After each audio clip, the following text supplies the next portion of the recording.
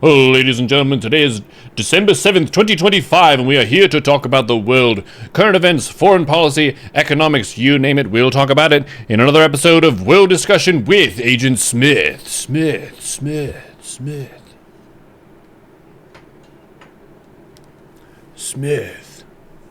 Hello? Yo. There you are. Good evening, sire. Oh, good evening. How are you? I'm doing well. We had guests over today for a raclette party, which is like a hot grill that you melt cheese and cook ham on. It's like a alpine European winter tradition. So you like at the ski lodge fire up the grill and have some hot food. Hot grill, yes. People are getting very excited about hot grills now. Plus the key ingredient, potato. Yeah. So that's what you do. You get a it's kind of like a boiled potato, I guess.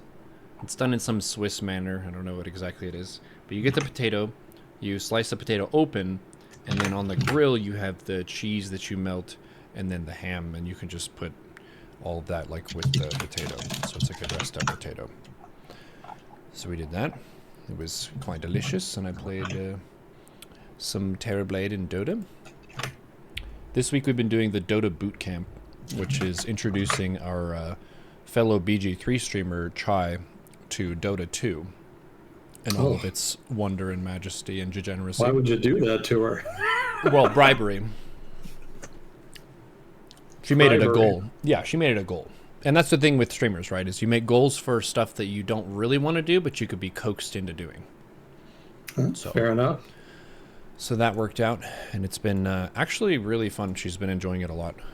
The first bits when you're kind of first orienting yourself with the map is kind of mysterious because you don't know what anything is or where everyone is or what any hero does. So it has a lot of base knowledge to get. But once you know the map, then it's mainly about knowing how to play your hero and how to play with your team. And the enemy heroes, you have to kind of learn their abilities as you go. But if you have the fundamentals of how your hero should position with your team, you can go pretty far. So Dota Bootcamp has been very fun. We've gotten some other new players into Dota as well. It's definitely at a very hyped stage for the game. They just had the Monster Hunter collab pretty recently, so you have a pretty active friends list on Dota 2 at the moment. Oh, cool. Yeah. The community grows. Indeed. And then I asked chat about anything that stood out this week, and it turned into a big discussion about the EU, X, and Elon Musk. X? Yeah, that was a fine that was levied on Twitter by the European Union that had to do with, what was it, the Digital Services Act? Let me see if I can find that. Yeah, the Digital Services Act. So it's been in the cards for a while. That is to say, the act, it was passed years ago, and they've been prepping, public feedback, administrative rulemaking, etc. But now it's actually in force, and this is actually the first enforcement action that has been levied under the Digital Services Act. So Twitter was the target, and specifically they were cited because of the following: a deceptive blue check verification system, inadequate transparency in advertising records, refusal to grant researchers access to public data. So not that surprising, the Digital Services Act is about transparency, honesty, etc. And a lot of social media doesn't really do that too much. So there's probably going to be an adjustment period for a lot of big tech firms. So Twitter is the first to get a taste. Washington is kind of flipping out a little bit about it because tech firms are very influential in Washington. And so they tend to get disproportionate attention in American foreign policy. And so that here comes in the form of the Trump administration whining about the European Union taking unfriendly actions that are detrimental to the American interests. I don't think it's going to change much. I don't think there's really even all that much support in the United States for going to bat for tech companies at this point. So, this really seems more like the lobbying power of the tech companies than any broad-based desire to try to bend American foreign policy to the interests of large tech firms. I don't see that as being politically popular. But technically, they are a big part of the economy, so they get their due. And that's why people are hearing about it. They'll probably whine about it some more, but eventually I think this just kind of goes away. I don't think the European Union is going to back down on this. I think they see this as a matter of their own sovereignty. And I don't really think they see the regulations as really being all that imposing, on the tech companies in question. They're not really asking them to do anything they shouldn't have already been doing in the grand scheme of things. I see. How much is the fine for? I didn't have that in my notes. I think it was it like 50 to 100 million, something like that? Kind of chump change for a big tech company. It's not that big a deal. I suspect they're more worried about them potentially interfering with the operation of the website in Europe, which would be much more disruptive than virtually any fine that they could levy at this point. Interesting. Well, I guess that's a win for like the common person and how their data is being used, because that's one of the things that back in the day Kukio was actually warning people about and very interested in, was like privacy and information security and how information is used, and how a lot of people don't realize like how valuable their data is and how many ways that it's harvested that are technically illegal, but makes it cheaper and more profitable for companies to just extract that. So maybe this is a good thing for people? It's definitely a good thing for the consumer. But in this case, it wasn't really about the consumer so much. I don't know if you remember, but some years ago, actually very early on in the history of this segment, Europe passed something called the Digital Rights Act. It was like the GPDR, something to that effect. And that was a lot more about protecting data. This act kind of touches on that, but it also touches on like a range of other aspects of operations online. So here with Twitter, it actually kind of had more to do with advertising. Social media companies are basically just advertising companies. It's like magazines, magazines when they were still around anyway, pretended to be about this, that, or the other, women's fashion or news or whatever. But really it was all about selling stuff. That was how they made the money. So a lot of social media companies are pretty much the same. Like advertising is the real core of their business. And so in the case of Twitter, having inadequate transparency in advertising records, that obviously ties directly into the advertising side of the business. Because if you're if you're in the business of selling advertising space, you can basically defraud people by pretending that you're getting more traffic than you actually are, and then charging them for that. Yeah, the deceptive blue check verification thing, that has to do with both consumers and advertisers, basically. Because you can go on there and pretend to be some big shot, somebody famous, and get traffic. But because it's deceptive, because that would be fake, somebody pretending to be that person, that would be dishonest. You're basically fooling consumers, and then by extension fooling advertisers into thinking that your platform actually attracts people like that, which can inflate the value of your advertising space. Yeah, to put it in Twitch terms, you can game that as well. There are people who have been infamous for getting caught view botting, where you have bots that inflate the viewership of your channel, which means that if you're doing any sponsored segment, you're getting paid out for your viewer hours, which is difficult for them to like verify that all your viewers are real. So you can spoof stuff to get yourself additional revenue on Twitch too. Exactly.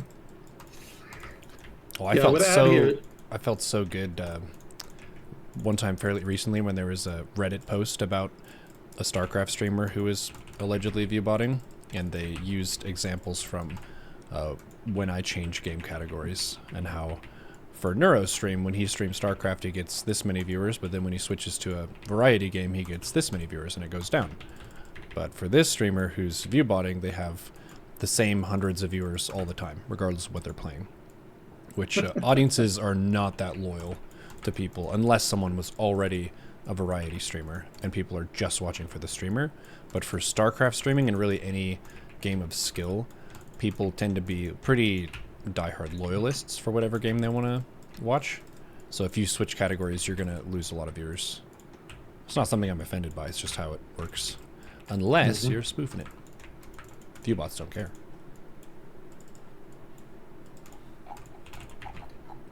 Well, I just wanted to throw in that the European Union has much tougher laws about antitrust, and as well as just a broadly more strict regulatory regime in general than the United States does. And so a lot of tech firms then face more resistance to various business practices from European regulators. And because it's often easier to have the same practices in both Europe and America, if not the rest of the world, a lot of the times European regulations actually impact how American corporations behave in the United States. Mm-hmm. And that's one of the reasons tech companies have fought so hard against European regulations and pushed Washington to make fighting them a foreign policy priority in American foreign policy, because they don't want to have basically separate practices for the US and European market. They would rather just have it be both. But that in turn means that they're kind of at the mercy of Europe to a greater degree than they would be just in the United States, because in the United States, they have much more political power, but in Europe, much less on account of them just being American firms based in the United States, etc. So Europe, to a degree, is not benefiting just European consumers here. They're also benefiting American consumers in so much as this also impacts business operations in the United States. Mm. So that simultaneously wins them support from many American consumers, but also the condemnation of many American businesses. Mm-hmm. I see.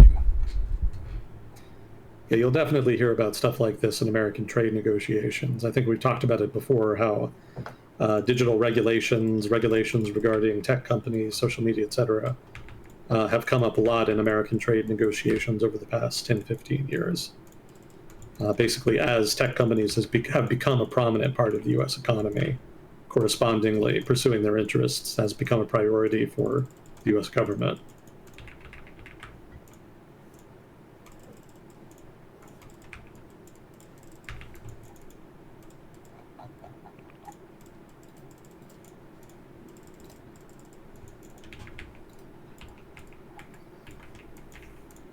I did buy a new monitor. Ooh, nice. The first Yeah, I piece kind of of it? had to. Huh? The first piece of it so far, of the PC upgrade? Oh, no, not the first piece. I already bought a bunch of stuff last Sunday. Oh, nice. Yeah, most of the stuff I needed I got on Sunday. Just the motherboard and the case now. Sweet. That's what I need. I'm taking my time with that so I don't screw it up.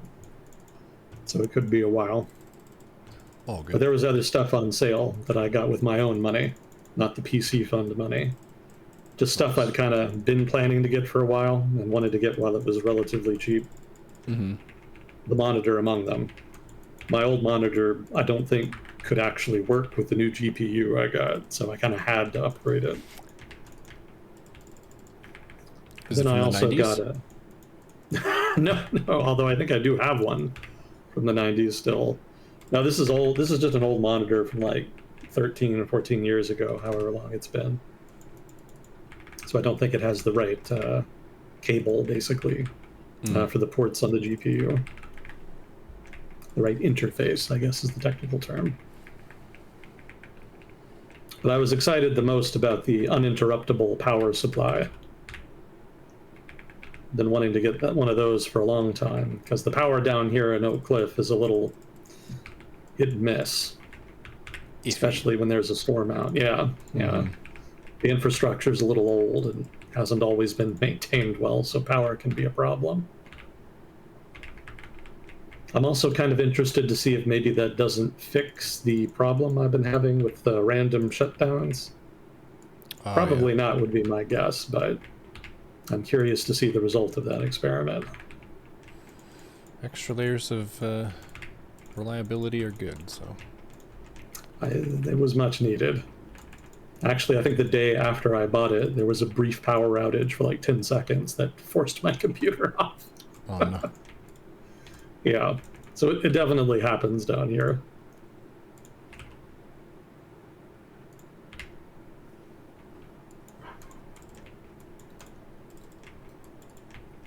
Oh, and there was the Steam sale too. Ooh, did you get anything? Yeah, it has kind of become an annual tradition that I try and fail to resist the temptation of the Steam sale at the end of the year. Both the Black Friday deal, the Cyber Monday sale, and then probably also the pending winter sale. But yeah, I picked up some stuff. Some of it recommended by chat. Oh, cool. I think it was Moss who recommended Foundation, so I picked that up. And then also Songs of Six, or Six. I'm not sure how to pronounce that actually. But that's been on my radar for a couple years now. I just kind of wanted to wait for it to be on sale. And also for me to kind of be willing to spend the money. It's one of those indie games that never falls below like $20. Which is a little high for my budget, but it finally went on sale for 18, so I figured that's probably the lowest it's going to be for a long time, so I finally pulled the trigger on it. Yeah, those are both city builders, by the way. I know that's not really your bag. Like They've been pretty fun. I kind of want to play the new Jurassic Park Builder one. Those games are really fun. Isn't that an older one now? No, a new one just came out recently. Oh, really? Yeah. Oh, cool. Yeah, that's kind of more like the old Tycoon games from what I've heard of it. Those are really good. You can actually go back and just play the original Tycoon games from back in the 90s, and they still hold up. They're a lot of fun. Probably very cheap now, too. Yeah, that was one of those genres that just kind of died out for a long time. Been making a bit of a comeback more recently.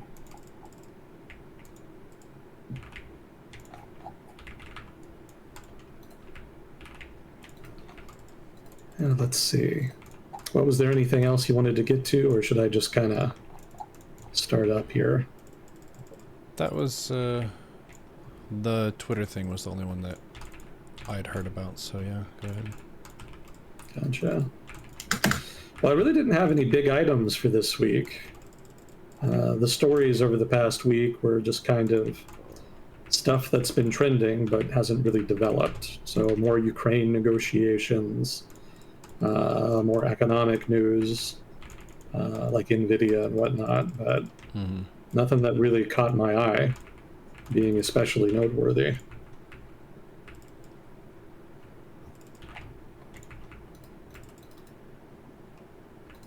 Probably the biggest event of the week for me was I got to take my grandmother to the emergency room. Yeah, that was bigger news than anything that I saw online. Chat saying there was a gunboat incident?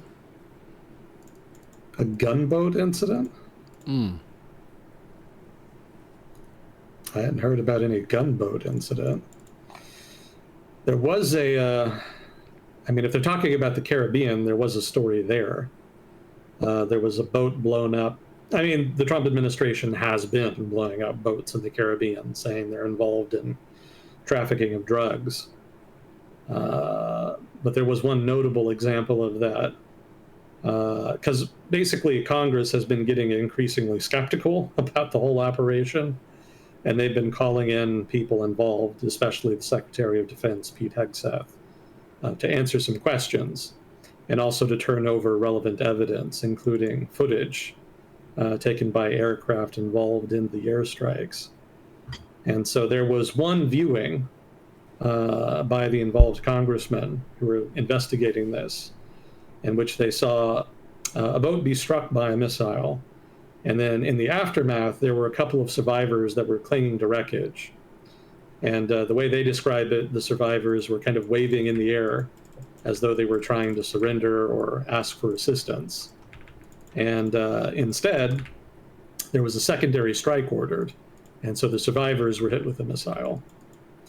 And so some of the congressmen involved were a little bit upset at that, because that could be, depending on circumstances and legal interpretation, be considered a war crime, because you are technically supposed to help or at least not kill people who have survived airstrikes like that. Well, not airstrikes per se, but if you sink a ship, there we go, while you're at war, you're supposed to look after the survivors in so much as it's feasible. And the Trump administration does argue it is, quote unquote, at war, with narco traffickers. Now, if they're not at war, then it doesn't matter as much. You could basically just consider them effectively pirates, in which case the restrictions are much looser, but that's not the language the administration has used. So not unusually for the administration, they've kind of backed themselves into a legal corner here. Not that it'll mean much in practice. There's very little accountability at this point for the Trump administration. But it has attracted a lot of criticism from some people in Congress, including a handful of Republican congressmen. But I'm very, very skeptical anything will come of it. I wouldn't read too much into it at this point. The administration has pretty much proven that if they really want to do something, there's pretty much nothing anybody can do to stop them, short of an outright court order, which tend to be months in the making. I'm still waiting on the big Supreme Court ruling on the tariffs. I'm very interested to see how that pans out. Do you know when that'll be decided? I thought it would be decided already. I thought it was just a few weeks away, and that was a month or two ago. So I have no idea at this point. They're taking their time, it seems. Yeah, there's a couple other big court cases coming down the road, and the court's been signaling that they might be overturning more precedents, up and including one that might involve affecting the status of the civil service in the United States, which is nominally supposed to be professional, but the Supreme Court apparently is skeptical about the laws governing the professionalization of the civil service. So it could be that it becomes much more subject to the president as an individual and much less regulated, which opens the door to the restoration of the spoils system from the 19th century. I fail to see how that would benefit the nation, but that seems to be the trend line there. What does the civil service do again? Basically, it's just the administrative body of the executive branch. So, all of the professionals that work in different agencies and whatnot, those comprise the civil service.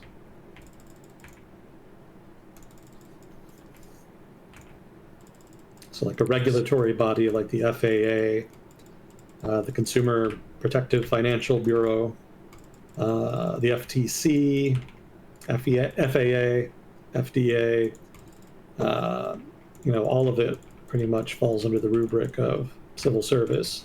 And I think that also does include the security agencies, so the FBI, etc. So it used to be that all of them pretty much just served at the discretion of the president. But then way back when, more than 100 years ago, there were laws passed that restricted his ability to do so and required a degree of separation between the political side of the executive branch and the professional side, which was done in order to basically dismantle the spoils system and inhibit corruption in American government.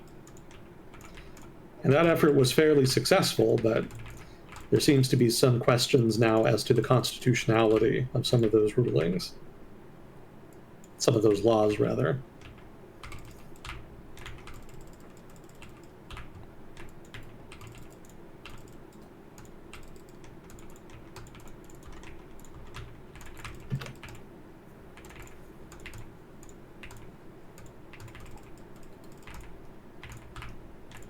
was procrastinating a couple weeks ago, and instead of doing the shit I should have been doing, I watched 8 some hours of Ken Burns' documentary series on the Revolutionary War.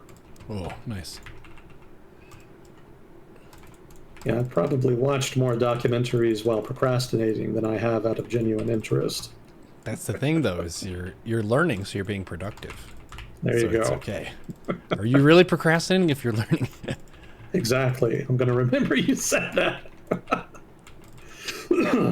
That'll be the logic I use next time. Nice.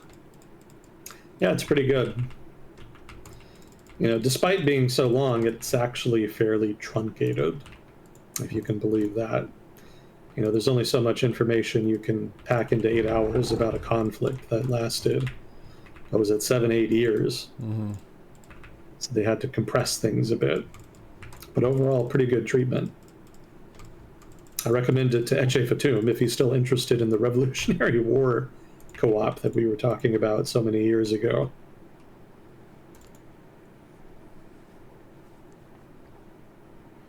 We should check in with him again. Well, I know he's busy. Yes. Kids will keep you busy. Indeed.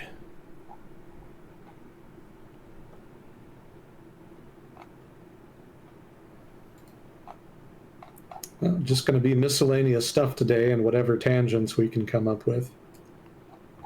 Sounds fun to me. I think we did have some questions. Take a look at those. I don't know if these are from last week or this week. Yeah, looks like 2 of them are unanswered, so they're from last week. Gotcha. Well, I'm sorry we didn't get to them last week. Let's see, what is going on in Nepal? Is the new government expected to do anything that will have any repercussions for the surrounding region? No. It's not really a new government. It's just basically a new governing coalition. Social media and YouTube have been a little bit sensationalist in their treatment of the goings-on in Nepal. People seem to be making it sound like it was a full-on revolution that overthrew the government. It wasn't that. It was just mass protests that caused the governing coalition to collapse and then incorporate some new coalition partners in order to deflect, there we go, some of the pressure from the protests. So by and large, it's still the same government. There hasn't been a whole lot of change in that regard. So there's not anything new and exciting that's going to come out of an arrangement like that. By and large, status quo actors are still in the driver's seat in Nepal. And there's not really a whole lot Nepal can do in the first place to really shake up the region. Pretty much the only thing they could do in that regard would be to decisively shift towards either China or India in foreign policy orientation. But it's unlikely they would ever do that because they actually benefit much more from having an ambiguous status in that regard. You can play both India and China off of each other and get a better deal than you can if you just pick a side. Because if you pick a side, then whoever side you did not pick is going to come after you, and that's going to be expensive. But if you don't pick a side and just tease that you might, then they give you things. They give you little concessions to try to get you to behave, and that's much more profitable. So I don't think, even in the case of a major change in government, revolutionary or otherwise, that there will be a significant change in the foreign policy orientation of Nepal that could be considered to shake things up in South Asia to some degree. But other than that, Nepal's been pretty quiet as far as I know. I haven't heard anything big out of it since the revolution happened, or more accurately, the mass protests.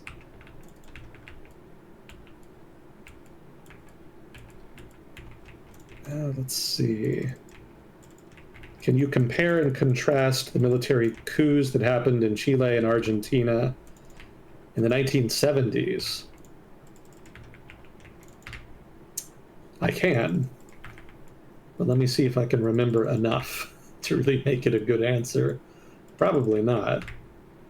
It's been some time since I've read about them.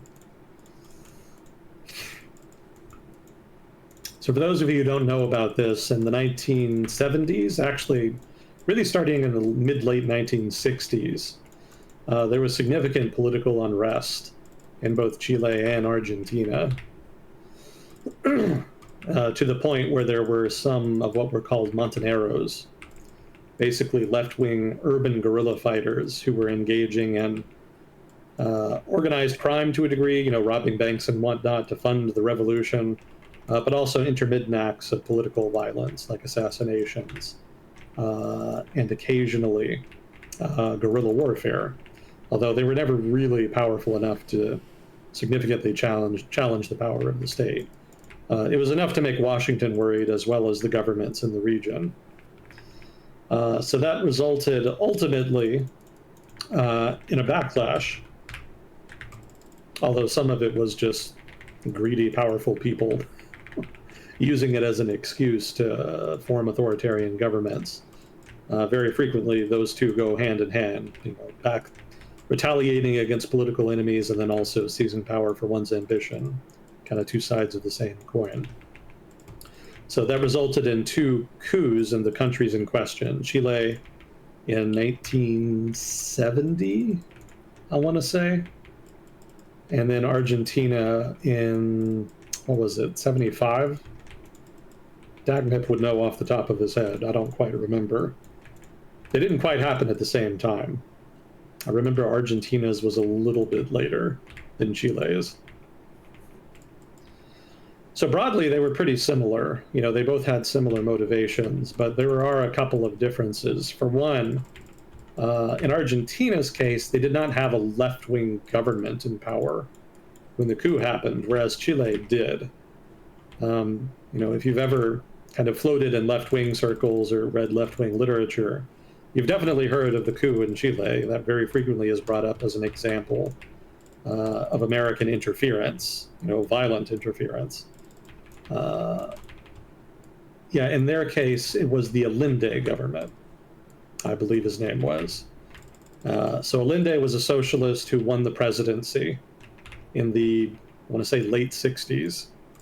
And I think he was a Marxist, if I'm not mistaken. I don't quite remember if he explicitly identified as one. But certainly his politics were very much left-wing, and he endeavored to implement socialist reforms in Chile. And mind you, this was not the first time that Chile had had a very left-wing government. They had actually had a left-wing coalition in the 1940s, I want to say, that actually did include the Communist Party of Chile. But at that time, there was a limitation to how ambitious they could be because their majority in the legislature was razor thin. And the coalition itself was pretty varied. Basically too many cooks in the kitchen. So there wasn't a whole lot they could do, and then they were out of power, and then Allende comes along, and he has a much larger majority, and so he's much more ambitious. And that's a big part of why he was so controversial in Chile, because the right hated him, specifically because he was implementing such far-reaching reforms. And that sort of fed the unrest that led military officers to start thinking about a coup. The CIA tried to get them to do it, but from what I remember reading about the CIA's efforts to get Allende overthrown, they were not actually very successful. The people that they were talking to were actually pretty bad at planning. And at one point, they ended up trying to push a retired general to do it, but he was very clearly out of the loop and no longer had a sufficiently strong network to make it happen. So I think the CIA at one point actually basically walked away because they thought they'd just failed miserably. That would not have been the first time they had done so, but then it turned out that there was a guy named Augusto Pinochet. I think he was the head of the army? I think I said he was the head of the Air Force a long time ago, and somebody chewed me out.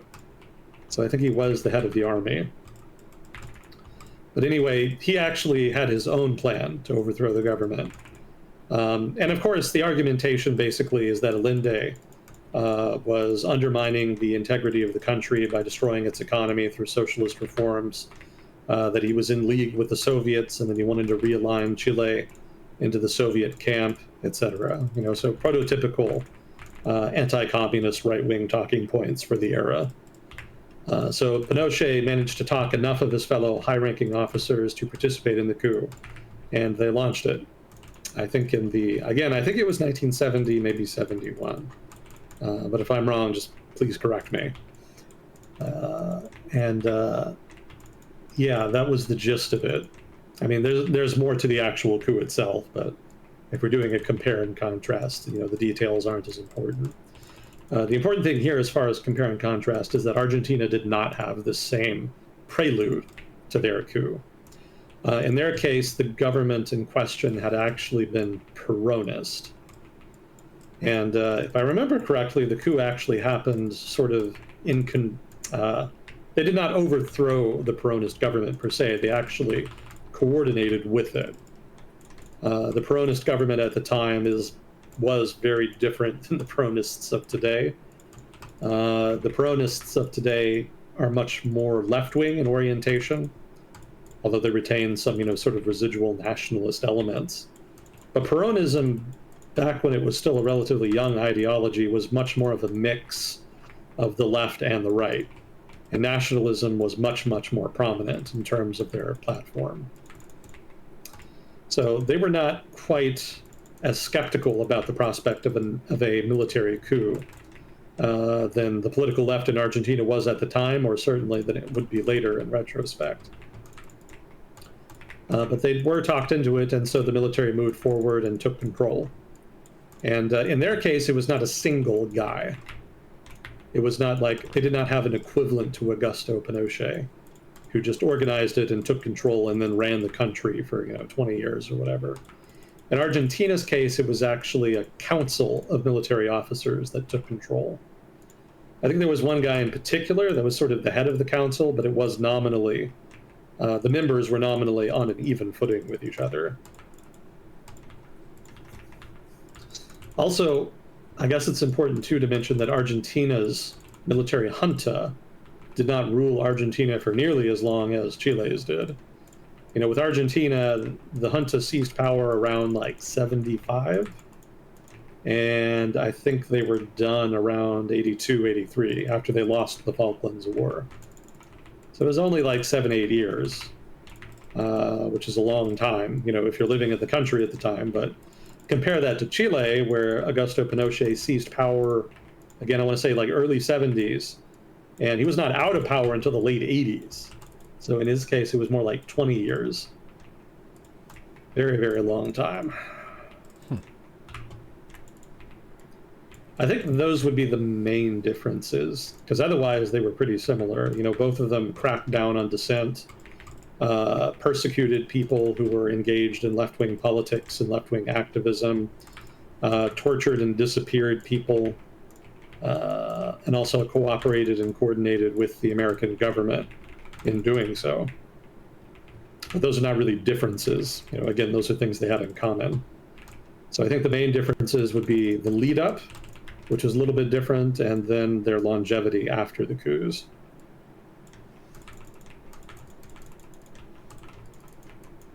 Just as some fun trivia, I'll throw out here that Chile and Argentina have historically been rivals to a degree because they have disputed territory, basically along the Andes.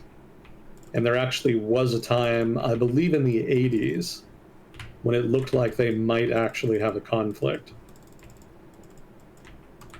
But it didn't end up happening, partly because one of the officers in charge of the junta in Argentina supposedly talked with the Pope, and he felt that that talk was a kind of divine sign of some kind, and so they ended up de-escalating. Maybe nothing would have happened anyway, but yeah, that's just one of those weird stories from back in the day. You don't really think about geopolitical tension in South America too much, because generally most of the violence and instability is internal in the countries in the region. They don't generally fight with each other all that much anymore. But there have been tensions in the past, and that was one of the little flare-ups.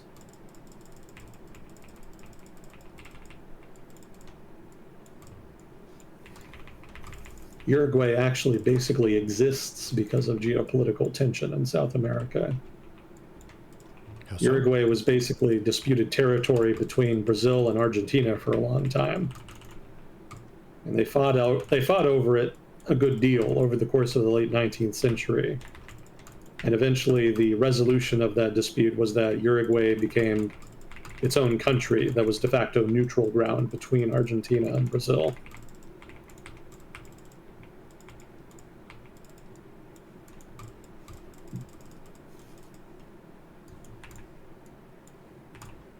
Interesting. I didn't know that. Yeah, I don't think there's been a major war between states in South America since probably before World War II.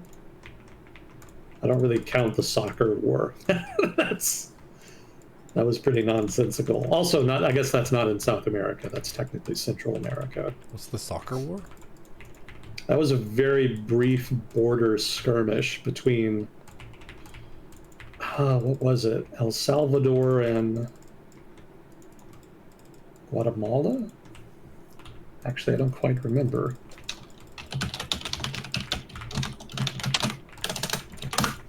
Basically, El Salvador, I think we mentioned this last time, El Salvador actually has a pretty dense, has a relatively high population density.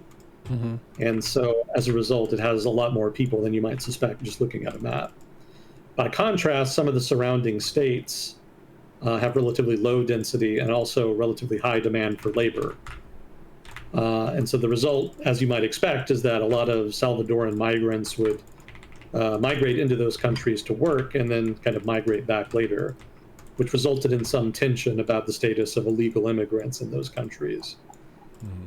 And that tension was largely managed, but that tension kind of built during another flare-up, basically, between countries in the region in the, what was it? I want to say it was in the early 80s.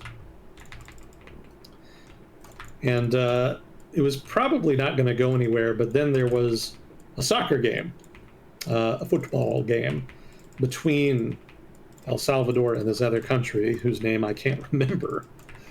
And I don't remember what exactly the circumstances was, but there was significant butthurt about the outcome of that game. And the result is that there was a border skirmish that then escalated into further fighting that lasted for several days.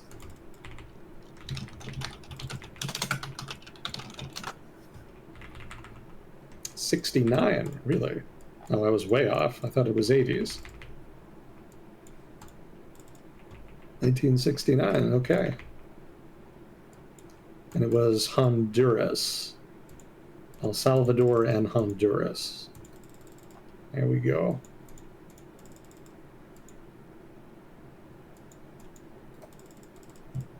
So basically, immigration was the underlying issue, but then the catalyst for the immediate onset of fighting was the soccer game.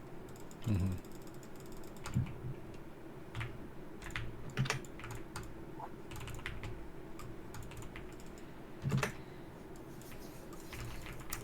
But yes, going back to South America, I don't think there's been any major wars, international wars, in the region since before World War II.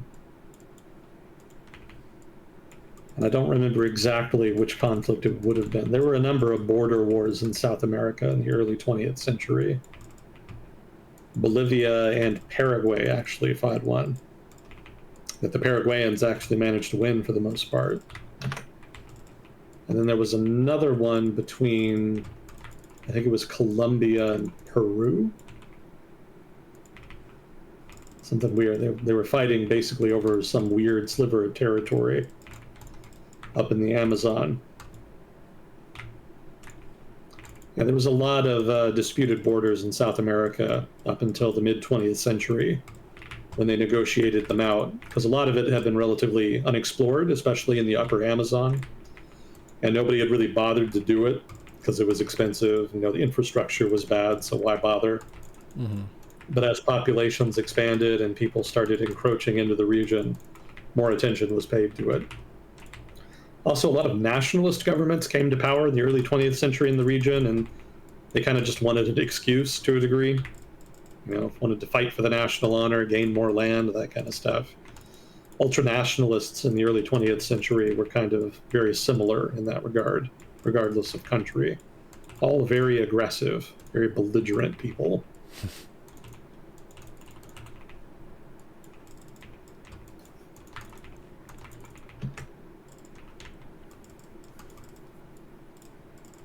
My tribe is better than your tribe.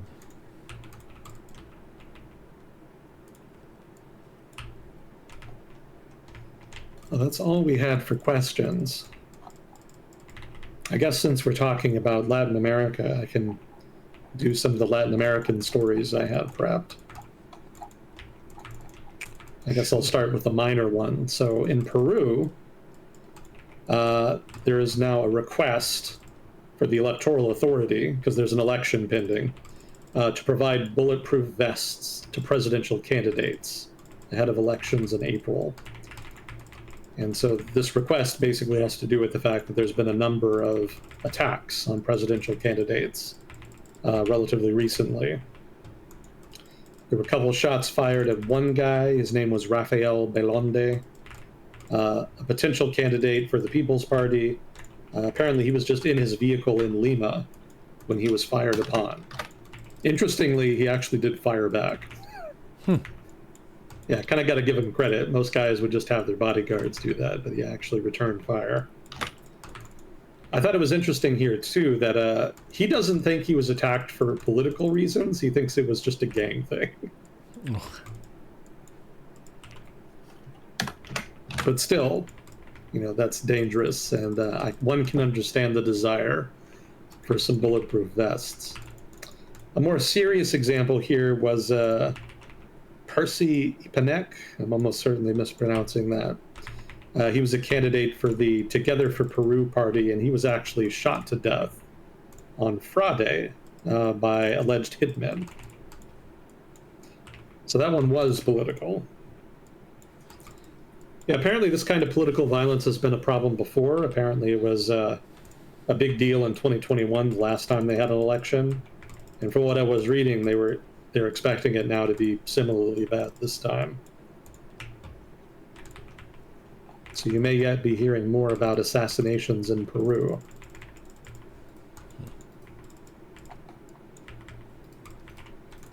So in Mexico, a little less dramatic. Basically, are you familiar with Sheinbaum, president of Mexico? I'm not. Okay, so I don't want to say she inherited the presidency, but basically she was the hand-picked successor to the previous president, Mr. Obrador, who was a left populist candidate who successfully won the presidency and implemented a number of popular left-wing reforms and policies. But they have a term limit in Mexico, I think, of just one term. So at the end of his term, he bowed out, and the party, his party, which he effectively leads still, picked Sheinbaum as his successor, and she was able to cruise pretty easily to victory, since the party itself was still pretty popular from Obrador's term. So she's been the president since, and she's largely continued with the populism of the Obrador days. Nothing especially new there, pretty much as expected. However, she's also kind of dealing with some problems that were just nascent under Obrador, but which are coming to a head. For one, a lot of Obrador's populist policies were expensive, kind of giving money away, that kind of thing, subsidies, etc. A lot of the low-hanging fruit has been picked, so to speak, in terms of tax revenue. And so now the Sheinbaum administration is having to kind of dig a little deeper, and it's creating tension within Mexican politics. One of the things that she's been doing is to basically crack down on people, specifically the wealthy elite of Mexico, who have traditionally evaded taxes pretty readily.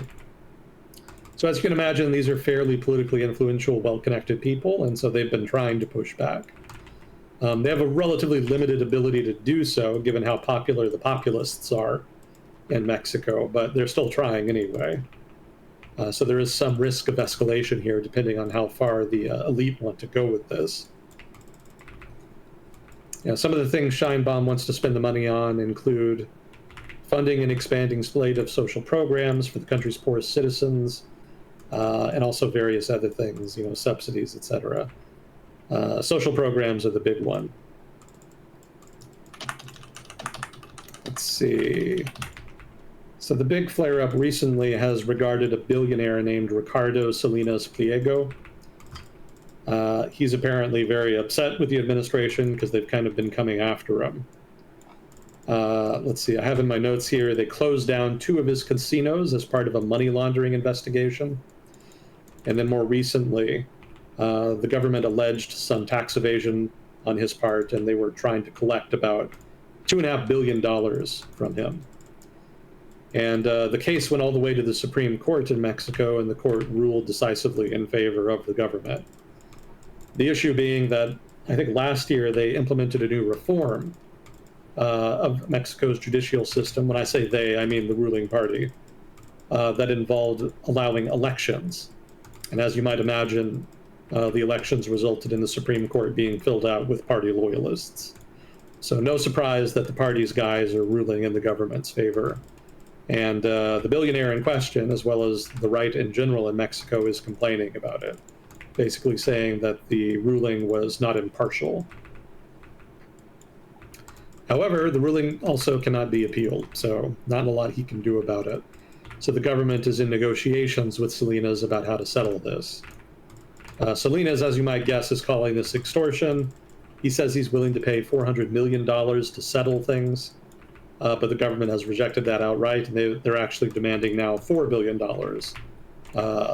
much more than the original 2.5. So Salinas has tried to retaliate by coming after the government and the media. As a billionaire, as you can imagine, he owns various media outlets, and he's been trying to use them. Some of his supporters are even talking about a presidential bid, so it could be that Salinas becomes much more well-known if he actually does step into politics here. But, again, the populists are very, very popular, and they have a pretty good hold on power at this point, so I'm pretty dubious about his prospects.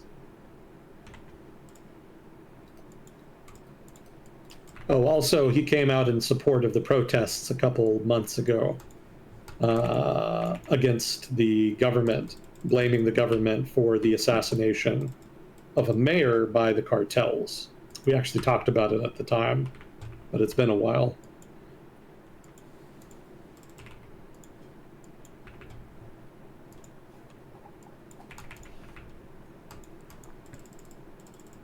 Oh, fun quote for you.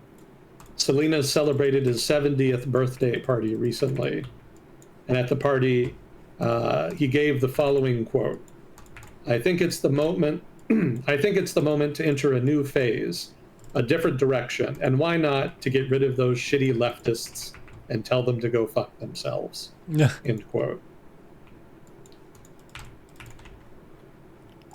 Not a guy who hides his opinions. Certainly. But when you're a billionaire, you really don't have to.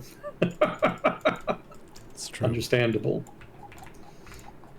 Yeah, for those of you maybe wondering why billionaires and the business community in general in Mexico have not really spoken out earlier against the populist government, which has become increasingly assertive and not really authoritarian, but illiberal, you might say, over the past 10-some years. The reason is that they actually had contact with them. They had connections with the party and people therein. And there had actually been negotiations between party insiders and the business community to try to mitigate tension between them. So that doesn't mean the business community likes having bigger government and more taxation and whatnot, but they also knew that the government could go much harder given how much public support they had. So they were willing to play ball. Also corruption. I'm sure a good deal of money changed hands in order to ensure the smooth operation of both Merino, which is basically the populists' political operations, and also the continued operations of the business community. But it seems tensions are coming to a head as government revenue maybe doesn't dry up, but is increasingly tapped out. And if the government then wants to continue to improve public services, which is basically what the populists were voted for, they're going to have to squeeze more money out of the business class. And so that's resulted in this confrontation. I expect the government to win this.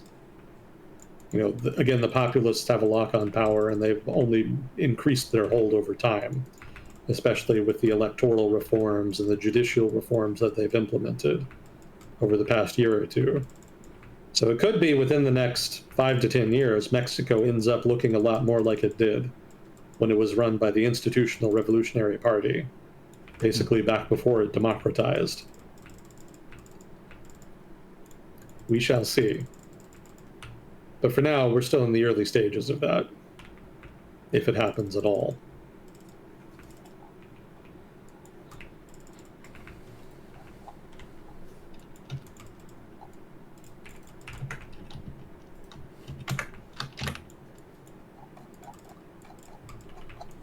What else did we have?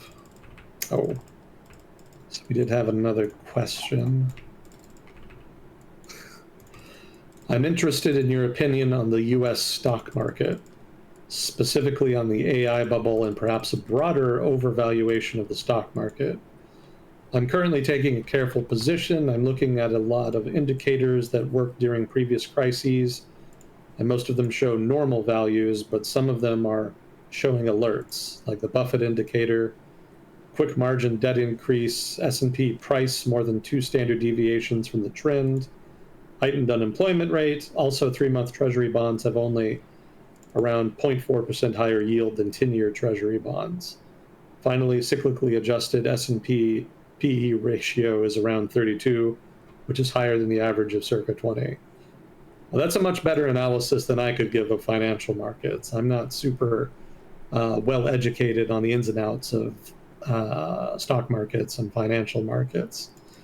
I studied economics, so that's more my bag. And contrary to what the public may believe, economics and finance are not the same thing.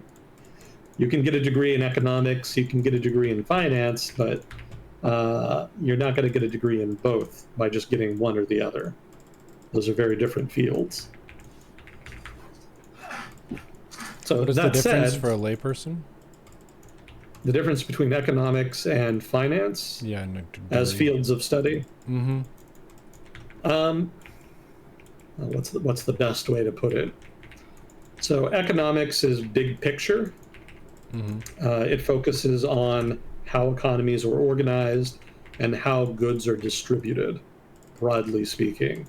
There are a lot of different ways to do that. You can look at the macroeconomy writ large and try to come up with stats and models that describe that. Or you can focus in on a microeconomic level and focus on individual behavior by consumers, firms, governments, what have you, pretty much any economic actor, and correspondingly derive, again, statistics, metrics, and models based off of what you observe.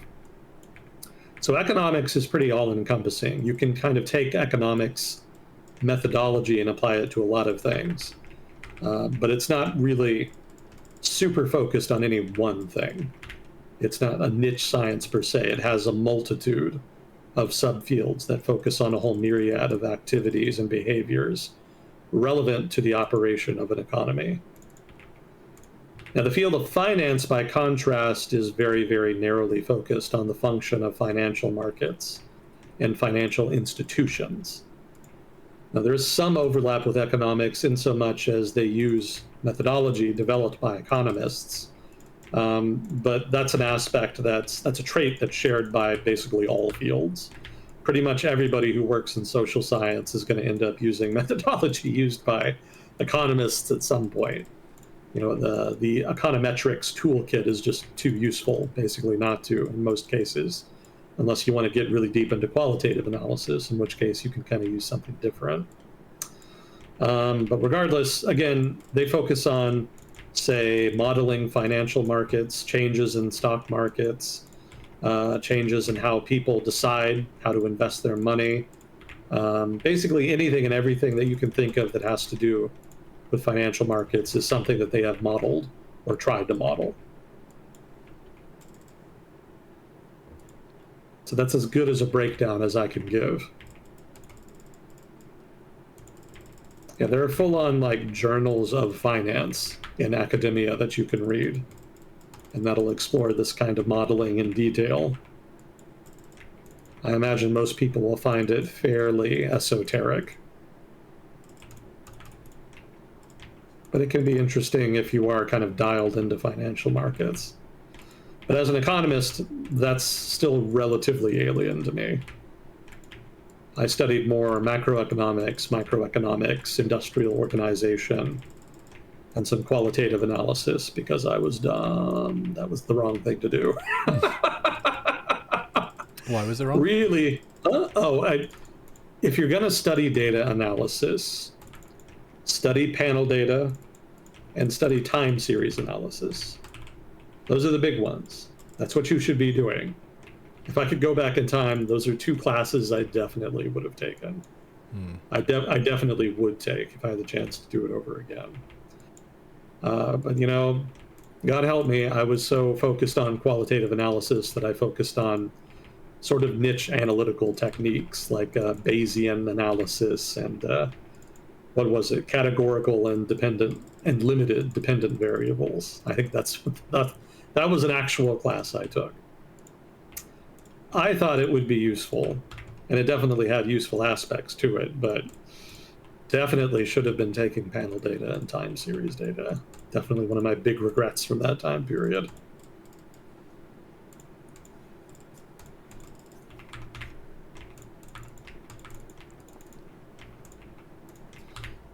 But yeah, my opinion on the US stock market, it's not going to be that different from anything you've read. I kind of defer to major outlets as far as analysis on that. And everything I've read on that has kind of corresponded with the idea of a bubble. You know, the valuations of NVIDIA in particular are just crazy.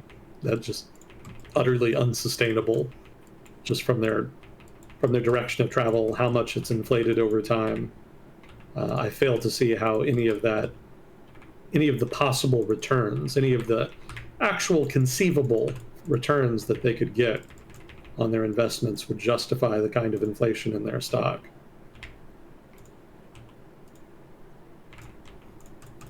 So almost certainly there has to be a correction. And I would point out too, there really hasn't been a big correction in stock markets in a while. You know, it used to be that there were regular corrections in the stock market. But over the past 30 years, we've kind of gotten into this boom cycle where there's just a continuous expansion in the stock market, interspersed with big collapses on occasion. That's not especially healthy market behavior, from what I recall. I suspect structural economic change combined with regulatory changes over the past 30 to 40 years are major contributors to that trend. And as we've discussed before, structural economic change is hard to understand when it's new. And it is still relatively new right now. We still need a lot more data in order to be able to draw strong conclusions.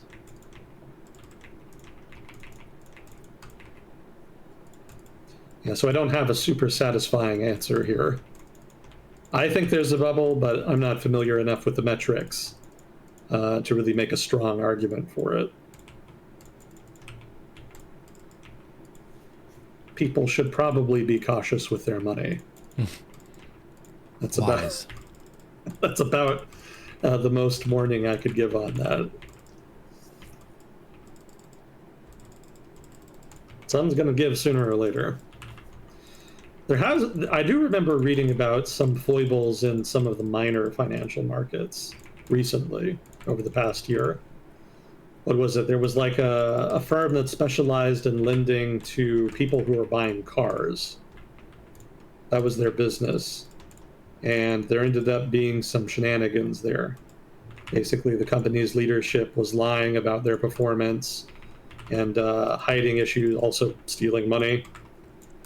And so that resulted in a little bit of a run, because there's been a lot of private equity investment over the past decade plus. And the result is that there's some suspicion that at least some, if not a lot, of the companies that have received that money may have been lying about their performance in order to attract that investment and keep that investment. And given how profligate private equity has been in that time frame, that again would be considered pretty normal. There's just been too much money seeking out what is at this point too few real investment opportunities for there not to be substantive graft. So when it came out that this firm was doing exactly that, basically engaging in fraud, the whole financial market kind of shuddered a little bit because there was a suspicion that other firms may be in a similar boat. And so there was a little bit of a minor run, people pulling money out of sort of the lower parts of the financial sector like that. Firms that lend money to help people buy cars, I forget the technical name, they are technically part of the financial system. And they're largely funded by regional banks, more so than like the big national banks. And like we saw, I think, what was it, a year or two ago, when there actually was a run on regional banks, those banks are a little bit weaker than the big national ones and are more subject to speculative runs. So there was a fear that maybe something similar was happening when that one firm recently that did the auto loans went under. There was a thinking that there might be another run, and so people kind of freaked out a little bit. Nothing came of it, but it did illustrate how much suspicion there is in financial markets about the true underlying health of a lot of firms engaged in finance at this point.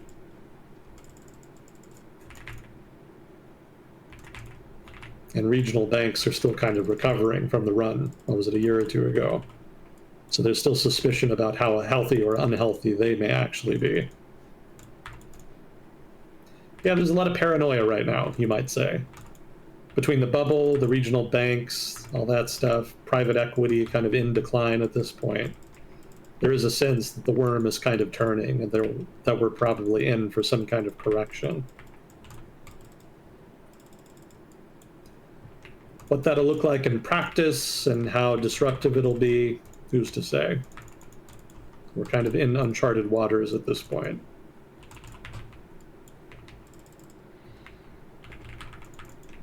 Fortunately, we have strong-minded and well-composed leadership at the helm at this critical moment in our history. Indeed. Something like that. Something like that.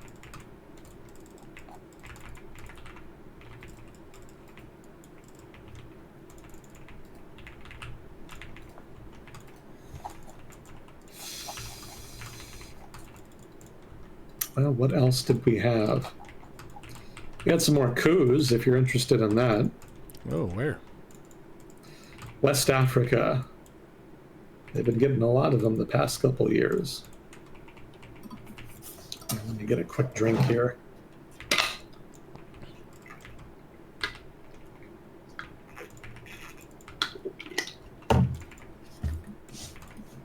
Okay. So the first one, which is about a month ago now, was Guinea-Bissau. And in Guinea-Bissau's case, they were having an election, and that's when the coup happened. It was some military officers who decided to step in. They claimed that, somewhat ambiguously, that narco traffickers were interfering in the country's election and were set to take power, basically. But they didn't really give any details, so it's not really clear if that's actually true, or if they were just making shit up as an excuse to seize power. Probably the latter, although it is to a degree a credible claim, because as we've discussed before, Guinea-Bissau is a major node on trafficking routes for drugs moving from Africa into Europe. It's always been a very poor country. It's a very small country, and it didn't get its independence until, I think, 1975 from the Portuguese. And because they just don't really have a strong economic base, and also because they have very weak rule of law, it was pretty easy for drug traffickers to move in and exploit those facts to their own benefit. So the idea that drug traffickers are present and are a major force in Guinea-Bissau, that's not that big a stretch. That does make sense. But I suspect it's specifically because that fact is so well known that narco traffickers were cited in the rationale given by the coup plotters. Now, the coup is still, that is to say, the officers behind the coup are still in charge of the country. There was no successful counter effort to push them out, and regional pressure from other states has not been sufficient to get them to change course. So it seems like this is going to go down as another successful coup in West Africa. However, there's more to the story. It actually gets much weirder.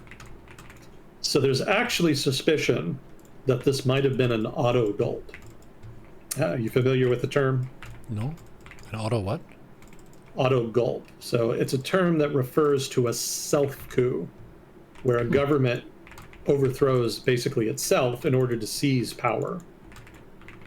So, for example, if you're president of a country with a democracy and you're genuinely elected, you may stage a coup that overthrows the government and installs yourself in power, basically overthrowing the democratic government and installing a new authoritarian one. That's an auto gulp. So it was believed at first that this coup was overthrowing the government and basically preventing either of the candidates in the election, both the incumbent president and the challenger, from taking power. However, it was noted that a number of the people in the new government actually have really close ties to the incumbent president. And so there's suspicion now that maybe this was staged, that maybe the incumbent president, his name is Mbalo, may have actually organized this so he could maintain power and basically just ignore the election, or even just not have to worry about elections at all going forward. Now, he himself left the country during the coup, but the fact that so many of his former aides and other people who worked on his campaign are apparently participating in the new government makes people suspect that may have just been fake, and that he may actually return to the country and run as president, or may just run the country from behind the scenes. It's not really clear at this point. This is all relatively early speculation. But again, the takeaway is that this coup may not be an actual coup, but more of a self-coup. Basically, a president seizing power.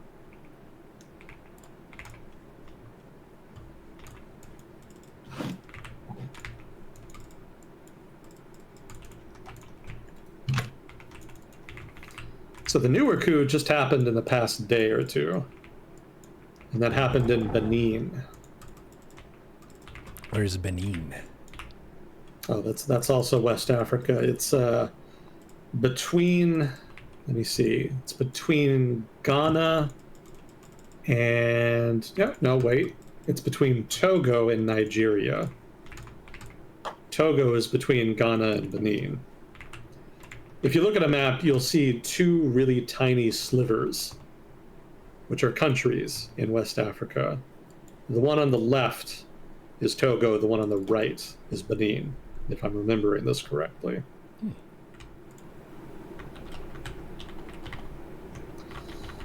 Yeah, so Benin, I believe, well, I can get into the history in a minute, but yeah, there was a coup there recently. The president was a guy named Talon, very cool name. He was kind of a populist, and he had been credited with generally improving the economy. A rare achievement for populists. So you kind of got to hand it to him. But he had also, like many populists, been accused of cracking down on dissent and disregarding democratic norms. Very common playbook at this point. And there was an election. There is an election coming up in April, so it may be that the coup plotters just wanted to get this guy out and seize power for themselves ahead of that, and then hold the election anyway from a position of advantage. Basically, if you're the government, you control the electoral institutions, and so you can kind of defraud the election as needed at that point relatively easily. But it could also be that Talon was just genuinely unpopular. He has kind of aggravated some people. Regardless, the coup failed. They did successfully seize a TV station and issue a statement, but then loyalists in the military rallied and then pushed them out. And so they have either been killed or detained subsequently.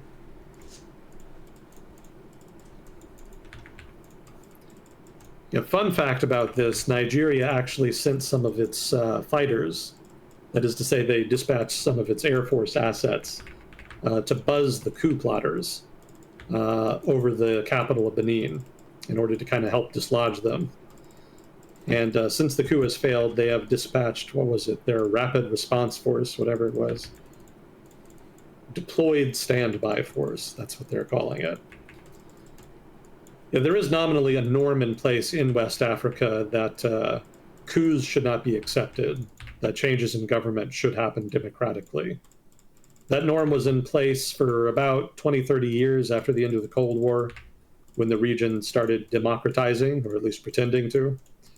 But over the past couple years, that norm has fell apart as a result of multiple coups. Nigeria is the regional hegemon. They nominally have said that they would enforce the norm with force under the legal rubric of ECOWAS, which is sort of the main supranational institution in West Africa. But in the end, they actually proved unwilling to do that. So that norm is in tatters, and coups have kind of proliferated in the region correspondingly. So I thought it was notable that they actually did something for once. Even if it was just sending some aircraft to terrify some of the coup plotters in Benin's capital. That's still more than Nigeria has done in the past. I don't know if that was decisive, but it did signal that perhaps Nigeria would be more proactive in this case than it has been in the past.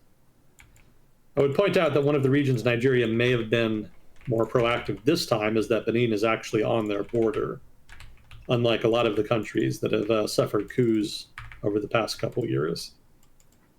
Also, Benin is very small and relatively weak. So all told, as far as foreign interventions go, that's a pretty good combination if you're a hawk. Not such a great combination if you're on the receiving end. But for Nigeria, yeah, that made the decision to intervene or not relatively easy. Not going to be much consequences to it.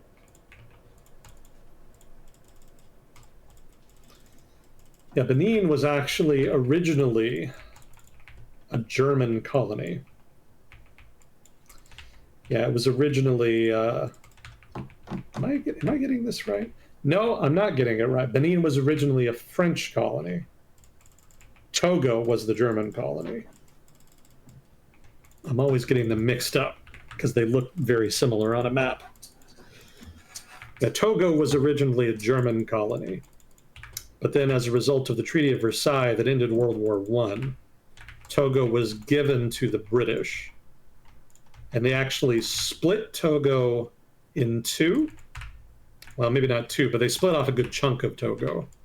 And they actually merged it with, what was it, Ghana, I think it was. The reason being that the western part of Togo, such as it was at the time, was populated with an ethnic group that was basically the same as the majority ethnic group in Ghana. And so just for ease of governance, they made that change. But Benin was always French, and Benin is notable because it used to be called Dahomey. Hope I'm remembering this right. So Dahomey was a major power in West Africa way back in the early mid-1800s. There were a number of major trading city-states in the region at that time that basically got powerful off of the Atlantic slave trade, which was pretty terrible for most Africans, but for a few select elite Africans engaged in the trade, it was very, very profitable, and it served as the basis for the emergence of powerful trading states along coastal West Africa over the course of the 1700s and early 1800s. Now, one of the most militant groups that emerged in this period that were empowered by the slave trade was the Kingdom of Dahomey. And they weren't especially large territorially, but they were noted for being very aggressive. And they had good fighters as well. So out of all of the countries in the region that emerged in this period, Dahomey was one of the most notable.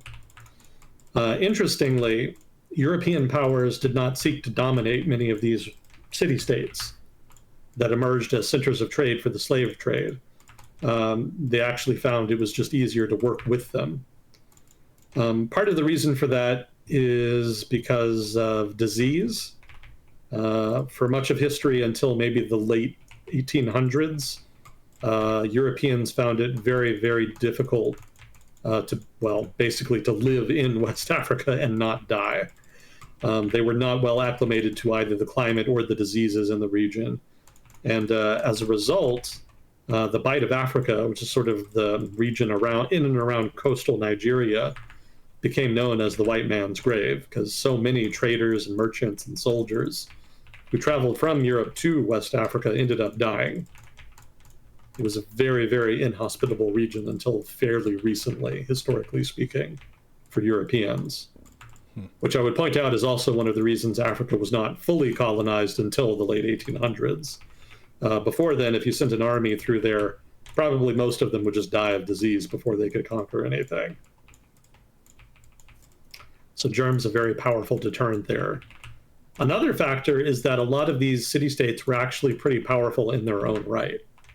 Keep in mind that the gap in military power between Europe and, say, East Asian states or Middle Eastern states, or in this case, West African city-states, was not nearly as large then as it would become later, especially in the late 1800s. In the 1700s and early 1800s, the disparity between them was sufficiently narrow that European powers felt that they could not just roll in and invade without a significant fight that would be very long and expensive. So Dahomey, in turn, actually had diplomatic recognition from European states and was dealt with on maybe not quite an equal footing, but they were considered powerful and relevant enough to warrant full diplomatic attention. And Dahomey's leadership, to their credit, were smart enough to play European powers off of each other to ensure that nobody ever really had much of an incentive to invade anyway. Now, all of this changed when slavery was banned. The Atlantic slave trade was basically shut down by the British because they saw it as morally wrong. Slavery was unethical. Well, it is unethical, but they decided to make it a law and ban it outright. And the result of that, on the one hand, was very positive for human rights because it shut down trafficking of human beings. However, one of the unintended side effects is that it actually gutted the geopolitical power of West Africa as a region, because almost all of those powerful city-states in the region had pretty much depended on the slave trade to maintain their budgets, their armies, etc. And when the slave trade went away, they in turn entered a long period of terminal decline. And that made them much, much more vulnerable to European predation than they had before, which then opened the door to future colonization. However, in the case of Dahomey, they were never fully colonized per se. Rather, what happened is that there was not a push fight. There was a competition between European powers to see who would get Dahomey. And Dahomey's leadership, seeing that, played them off of each other and eventually agreed to become a protectorate of France, which was not full colonization. This was not France rolling in, setting up a colonial government and dictating terms. This was the Dahomey as an independent kingdom, basically entering into an alliance with the French government. Now, of course, they did not have full sovereignty, and eventually they were fully colonized decades later. But at first, Dahomey was sufficiently powerful that they were able to dictate and negotiate the terms of their subordination to Europe to a degree that was pretty rare in Africa, if not the rest of the world generally. So eventually it was renamed Benin. It became a colony in the French Empire, where it would remain for basically the next half century until after World War II, when there was a big push for European powers to decolonize. And so they set Benin on the path, and eventually they were declared independent, I believe in 1960. Mind you, this was after a failed effort by the French to try to maintain the empire in West Africa. They tried to create basically a French equivalent of the British Commonwealth, a kind of French union. Most colonies rather, actually voted to do that, save for two. I think Tunisia was one of them. I can't remember the other one. I think it was Morocco. Morocco and Tunisia did not join. But after the fact, there was African nationalist outcry as well as criticism from the United States and the Soviet Union. And so the pressure was kind of on for them to stop faking it and to actually decolonize. And so that resulted in basically a mass decolonization event in 1960, where France basically went to all of their colonies in Africa, West Africa, Madagascar, basically all of them, and just made them independent all at once. It's a very different story compared with British decolonization. If you look at British decolonization, they allowed countries to become independent intermittently on a staggered schedule over the course of like 20, 25 years. A couple countries this year and then a couple more the next year, etc. And with France, they tried to do none and then they just did them all at once. Radically different approach. What do you do if you're like in a country, you're colonizing them, and then you decide to let them be independent? Do you help them make a government? Is that what you do? Or show them how you've been administrating? So sometimes they didn't have to. It kind of depends on the country, because the British and the French did things a little differently. So the British actually largely ruled through local elites. They did set up their own colonial governments, but they ruled with a relatively light hand, unless they wanted to steal land or there was a revolt or something, in which case there could be a very heavy hand. But for the most part, British rule was more deferential to local established hierarchies, because they believed ruling through those would be less disruptive and less likely then to generate backlash. Mm-hmm. So in those cases, there was kind of a blending of local establishment polities and the colonial governments that the British would set up. By and large, the independent states that emerged out of British colonies were basically just the colonial administration that they created during the colonial era, but with local African elites in charge of it. Mm. So many of the same elites that had either been traditional elites and that received favor during British rule, or local elites that emerged during and because of colonization. In other words, local African elites that benefited from setting up plantations that sold whatever good their country kind of had a specialty in, a comparative advantage. Mm. These kinds of guys filled the vacuum in colonial government leadership positions that were vacated, that were created by the retreat of the British. So in those cases, there really wasn't much of a change at all, other than that the people in charge basically just became less experienced and more self-interested. Mm-hmm. The colonial leadership on the part of the British was generally pretty bureaucratic. They could certainly be corrupt and self-interested, but generally there was a limit because there was oversight from London. But after independence, not nearly as much oversight. But beyond the change in leadership, the actual civil service was pretty similar, if not exactly the same. So kind of a lateral move in many ways for a lot of former British colonial subjects, just in terms of administration and governance. The French, on the other hand, did not prefer ruling through elites. The French were very haughty in their colonies. They believed firmly that France was a great civilization and that everyone would be much better off if they just became French.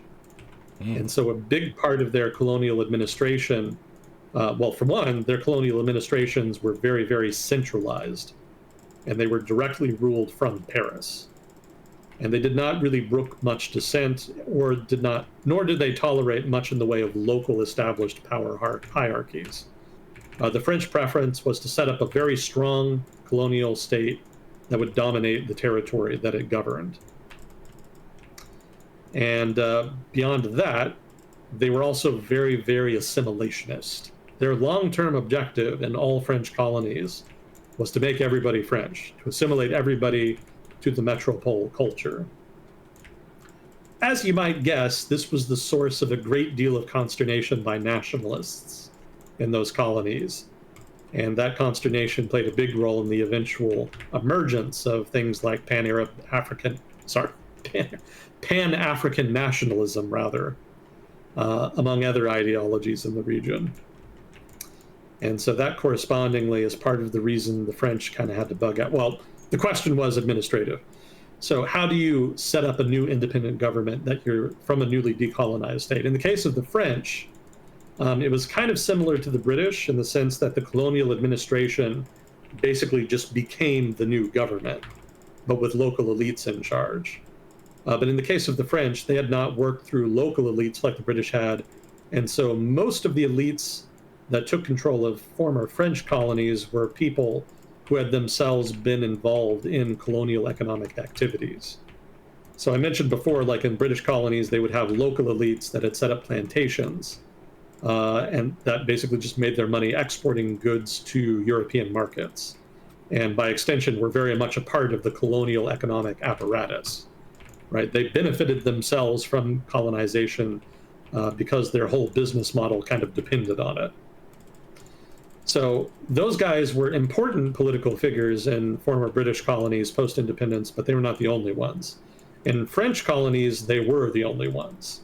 They became the elite, undisputed in French colonies. And correspondingly, a lot of French colonial governments that became independent ended up having relatively close relations with France afterwards. Because again, a lot of the elites that took power themselves had business interests that were tied into exports to France, which meant that they had a very good incentive not to stray too far from Paris's foreign policy preferences. There were some examples of leaderships in these countries, generally nationalists, that did try to stray further from France, but generally they didn't make it very far before changing course, either because of economic difficulties or because of outside intervention. There was a very prominent Pan-African nationalist in the Central African Republic, who was very famous outside of Central African Republic and just in Africa generally, who ended up dying in a mysterious plane crash not long before the Central African Republic was granted independence. And so much suspicion has been heaped on France as being a part of that it was basically an assassination on their part.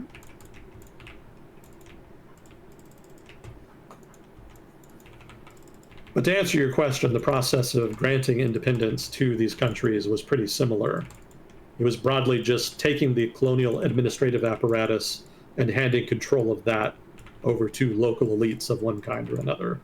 Mm-hmm. I see. So they did not have to create governments from scratch or anything like that. It's not as though they were revolutionaries just seizing power, destroying the colonial apparatus.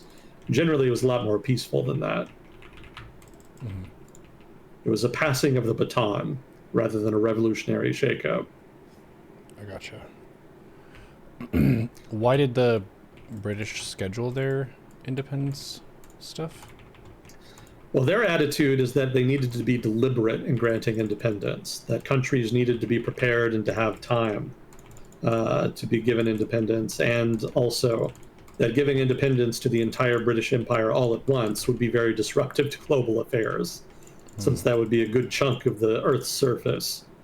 So they decided it would be better, not only for the countries involved, but for just international relations generally, if they just did a couple countries at a time. That way their colonial administrative office, which was a real thing in London, could just focus on those few countries whenever it was organizing independence and whatnot, handing over the reins to the new power elite and trying to organize relations between what would become a newly independent state and the metropole. All of that required negotiations and administrative legwork, and that would have been pretty overwhelming if they had done like 40, 50 countries all at once. Mm-hmm. Doing like maybe half a dozen at a time made that workload much more manageable. Got it.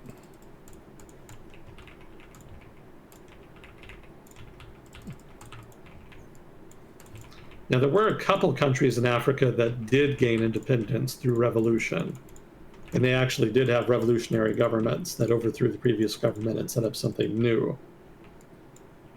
They generally haven't done too well.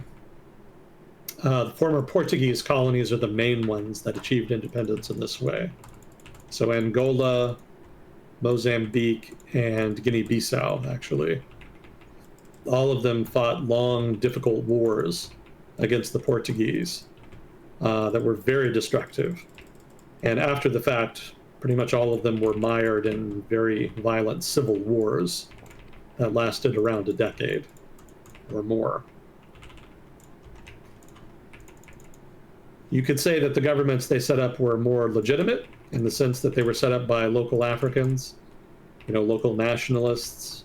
But at the same time, the trade-off is that they have not been stable since. They have struggled mightily with instability, owing to the weakness of government institutions. Angola's done a little better just because it's a major oil exporter, so they have a fuck ton of money. And there are a few things that paper up differences between people, quite like a fuck ton of money. It's quite the lubricant in that regard. So Angola's done relatively well, but mostly that's restricted to its capital and the environs around it. Things get a little more shaky in the rural areas.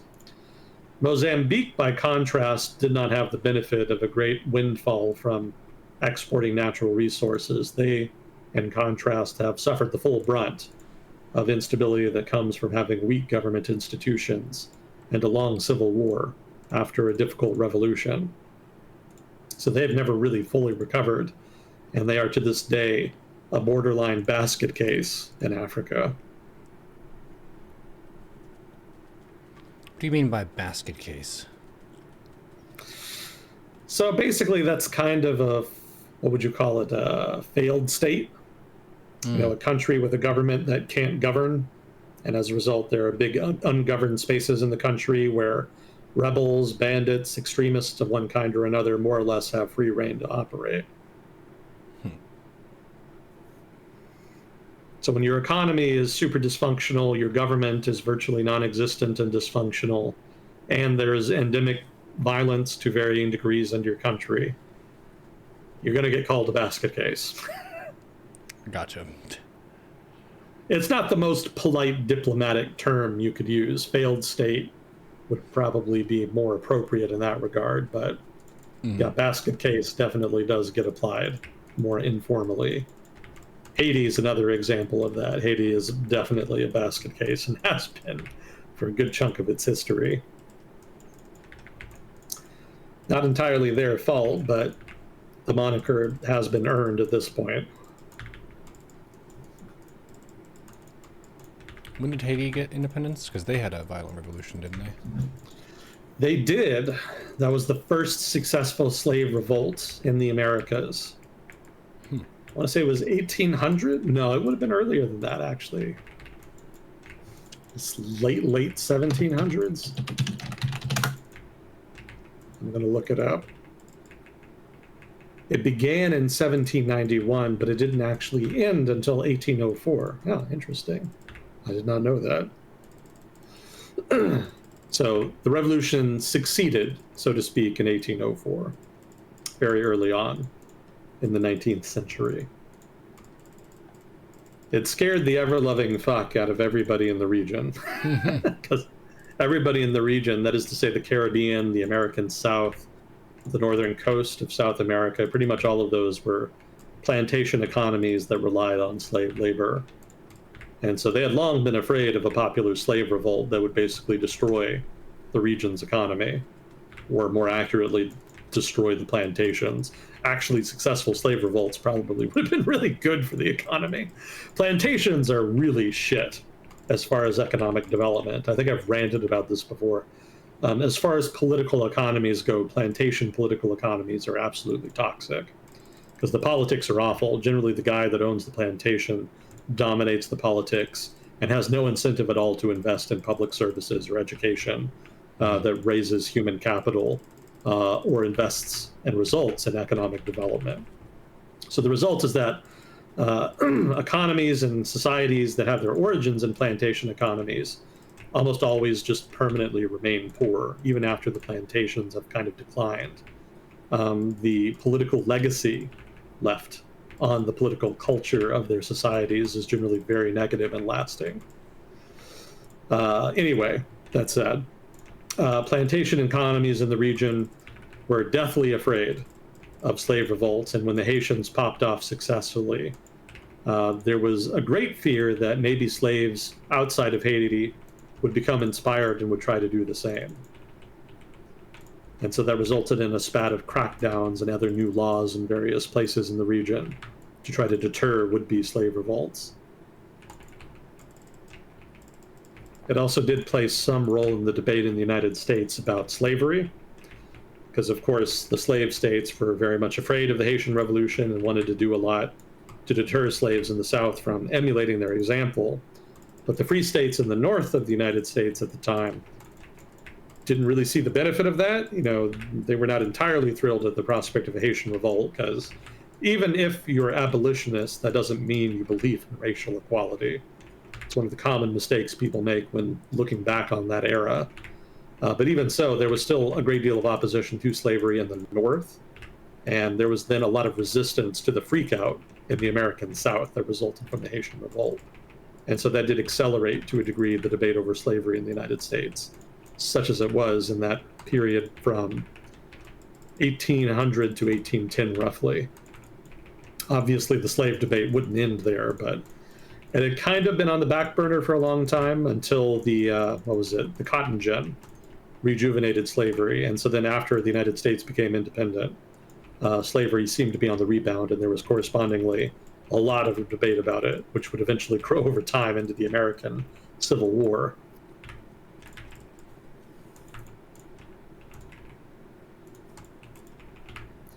Yeah, the Haitians were pretty hard done by France and also the United States. You know, because so many countries had a vested interest in suppressing the slave revolt, they kind of wanted to go hard on Haiti to try to deter other would-be examples. And also, France in particular was quite interested in being remunerated. You know, the sugar plantations in the Caribbean were very profitable sources of revenue for European colonizers. So when France lost Haiti, they still put an immense amount of pressure on the new Haitian government to pay an indemnity to the French government to compensate them for the loss of the colony. And the Haitian government did not actually finish paying off that indemnity until the early 20th century, more than 100-some years later. So having to pay that indemnity, plus having an unstable revolutionary government, plus various interventions, both from France and the United States, after the revolution, mostly in the early 20th century, all of that destabilized Haiti and made it very difficult for their economy to develop, and in turn destabilized their politics.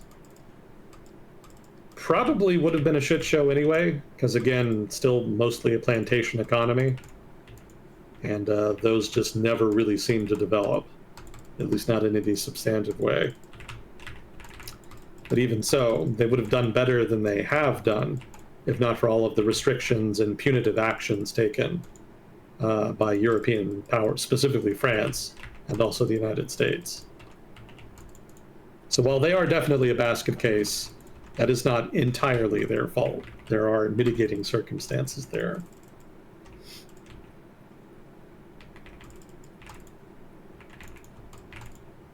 Don't feel too sorry for them. They did straight up invade the Dominican Republic in the early 19th century. Like, full-on raised an army, invaded the Dominican Republic, successfully defeated their army, and then annexed it into Haiti. Wow. Yeah.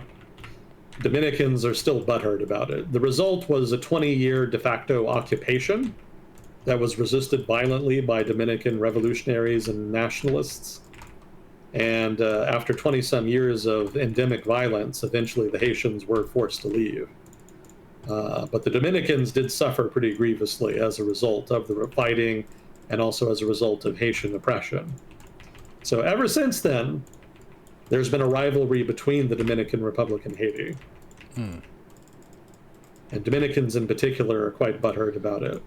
I don't know even that there's a lot of Dominicans that even necessarily remember that the war and occupation are behind the rivalry. But even today, there's a lot of Dominicans that say that there is a kind of beef, so to speak, a kind of deep intrinsic rivalry and dislike between themselves and Haitians. Bad blood, is it? Yeah, that unfortunately has resulted in not inconsiderable violence towards Haitians, especially in the early 20th century. There was a dictator who took power in the Dominican Republic. Trujillo, there we go. His name was Trujillo.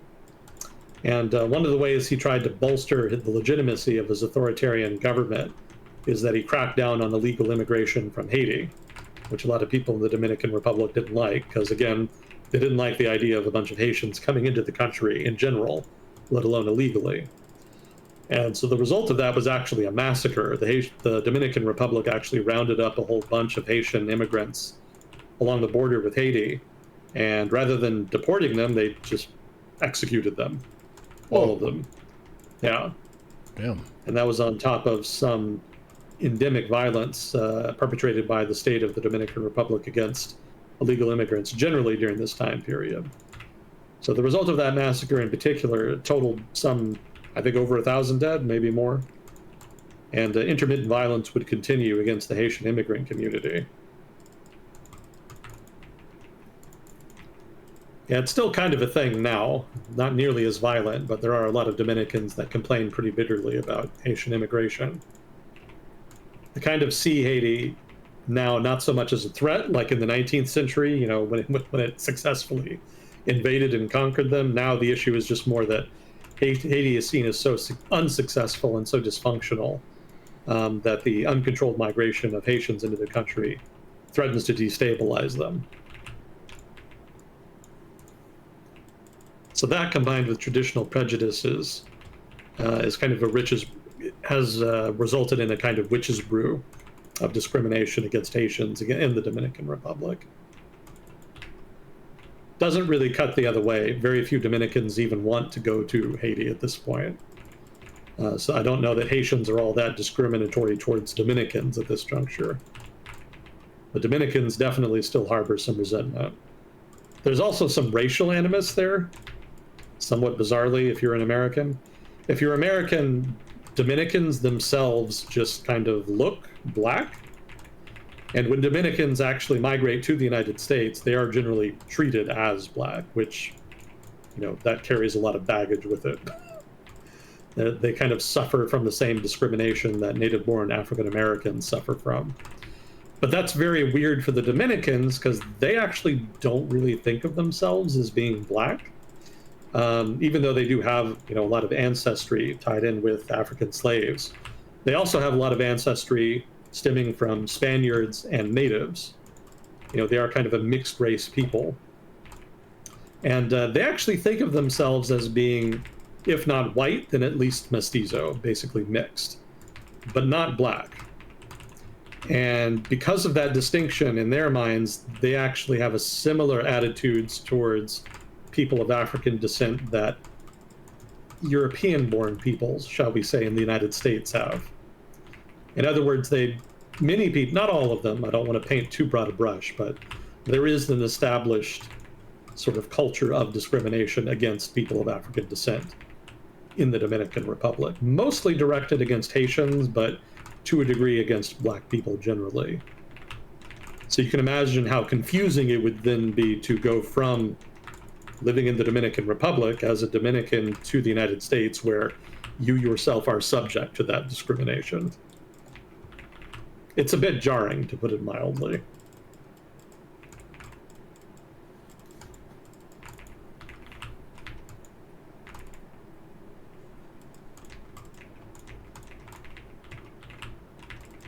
Did not know that.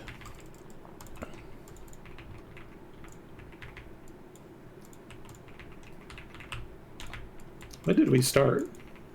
We started about 2 hours ago. Wow. Time really flies, huh? Yes, sir. You've been cooking. Good work. Well, I don't get many opportunities to talk about West Africa.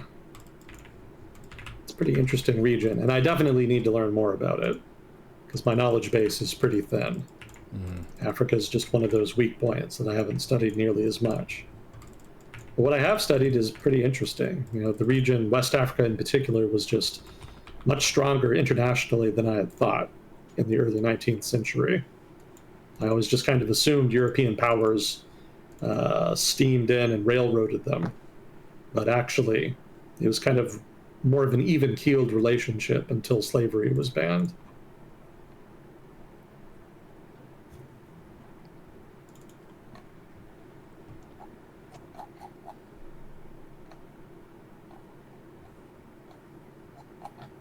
Oh, actually, I have some dumb shit for you. Ooh, our favorite. It ties into Haiti, so it reminded me of it. So this was some local news in Dallas that I just kind of tripped over. Are you okay? Oh, yeah. Not literally. I'm fine. So there were two guys arrested in Dallas, and this would have been a couple weeks ago. And they were actually planning to raise an army of homeless people that they would use to invade a small island off the coast of Haiti, What? Gonaive Island. And their plan was to use this army to wipe out the island's male population and to turn the female population into sex slaves. What in the fuck? This was the plan. This is what they were arrested for. Now, the plan also entailed traveling to the island by sailboat and also training for the invasion, in one of their cases by enlisting in the Air Force, and in the other case, signing up to be a firefighter. Although notably, the guy who enlisted to be a firefighter ended up flunking out of the training, so that didn't pan out. Very, very strange case. This is actually filibustering. For those of you who maybe don't remember the term, the original definition of the term actually referred to engaging in private invasions of other countries. Yeah, you would raise your own little army and then you would just go invade the other country and maybe seize a territory, try to overthrow the government, what have you. There was actually a guy, an American, in the mid-late 19th century who raised an army of his own and successfully overthrew the government of Nicaragua and installed himself as leader. The response from Washington was not favorable. They did not appreciate that shit. So he ended up having to give up power not long after, but he technically was successful. So filibustering used to be not uncommon in the region. And it seems these guys were inspired and wanted to try it again. Did not pan out for them. Very bizarre case. Now, there's a fun stinger to this story, and this seems to be weirdly common with guys who indulge in this kind of bizarre shit. Both were also charged with producing child pornography. Oh. Yeah. That always seems to get thrown in. Evil Kind of comes in uncanny bundle at this deals, I guess. Yeah, it really does.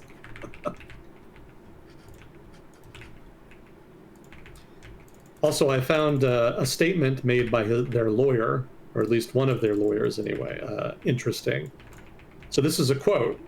One of the accused, this is the lawyer of one of the accused. Quote, "I encourage everyone to hold their horses and stay tuned. An indictment is simply an allegation.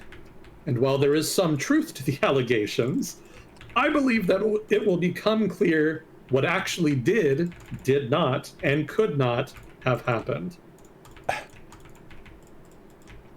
That's quite the gem. There's a lot to unpack there. For one, I love the folksiness of hold your horses. Yeah. But stay tuned implies that this is some kind of entertainment that you can tune into later and figure out the denouement to. Also, it's simply an allegation, but there's some truth to it. Is this a partial admission? Kind of seems like it. I don't really feel like he has a lot of confidence in his employer here. Like, okay, maybe they did try to overthrow a country by raising an army of hobos so that they could conquer an island, so that they could turn the population into concubines. Maybe that's true, but there's more context. Is the context going to help or hurt your case? That remains to be seen. Given the nature of the two accused, I'm going to guess it's going to hurt. between the filibustering and the child pornography, I'm going to guess that these two probably have some screws loose, and that the more we learn about them, the worse it's going to get.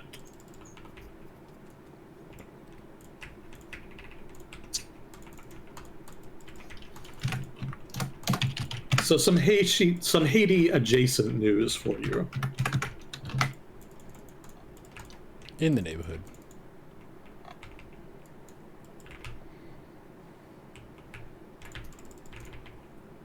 I originally saw this as a YouTube video from a local news outlet here in Texas.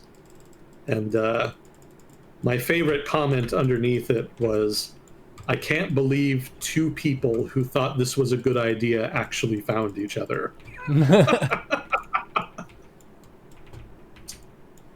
Sometimes the stars align.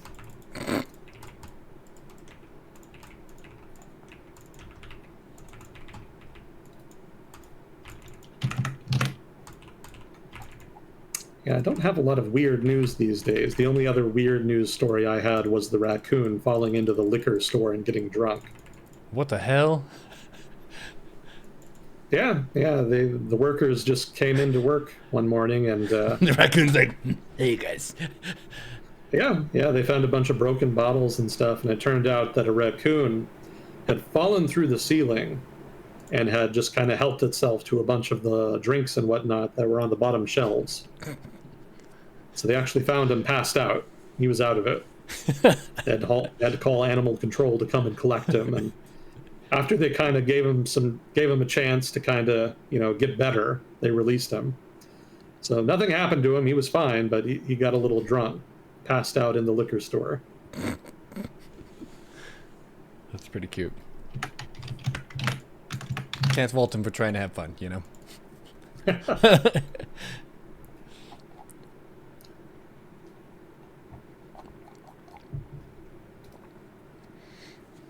I didn't have any more questions. I don't have a whole lot else here of interest to everybody. Is this going to be the last one of 2025? I'll be out of town next week, and then what's the week after that? Let's see. Is that Christmas? It'll be the 22nd. I might be able to do one on the 22nd unless you're busy.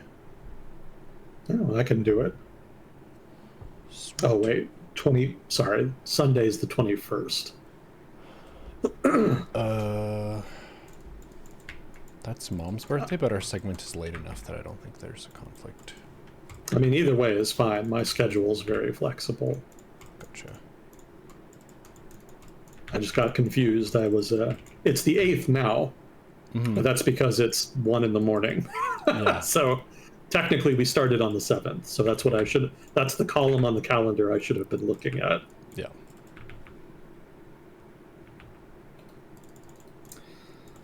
Well, if there's more, then I can just save it for later. But I was going to talk a little bit about what we could look forward to next year. I don't really have a whole lot in my notes about it, but Sure. something we might think about doing next time. That works.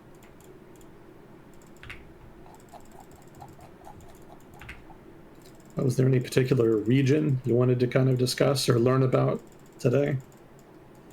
What's Turkey been up to recently? Yeah, they've been suspiciously quiet lately, haven't they? Yeah, I'm used to hearing about Erdogan every couple weeks. What's he doing? He's not taking up much space in the news.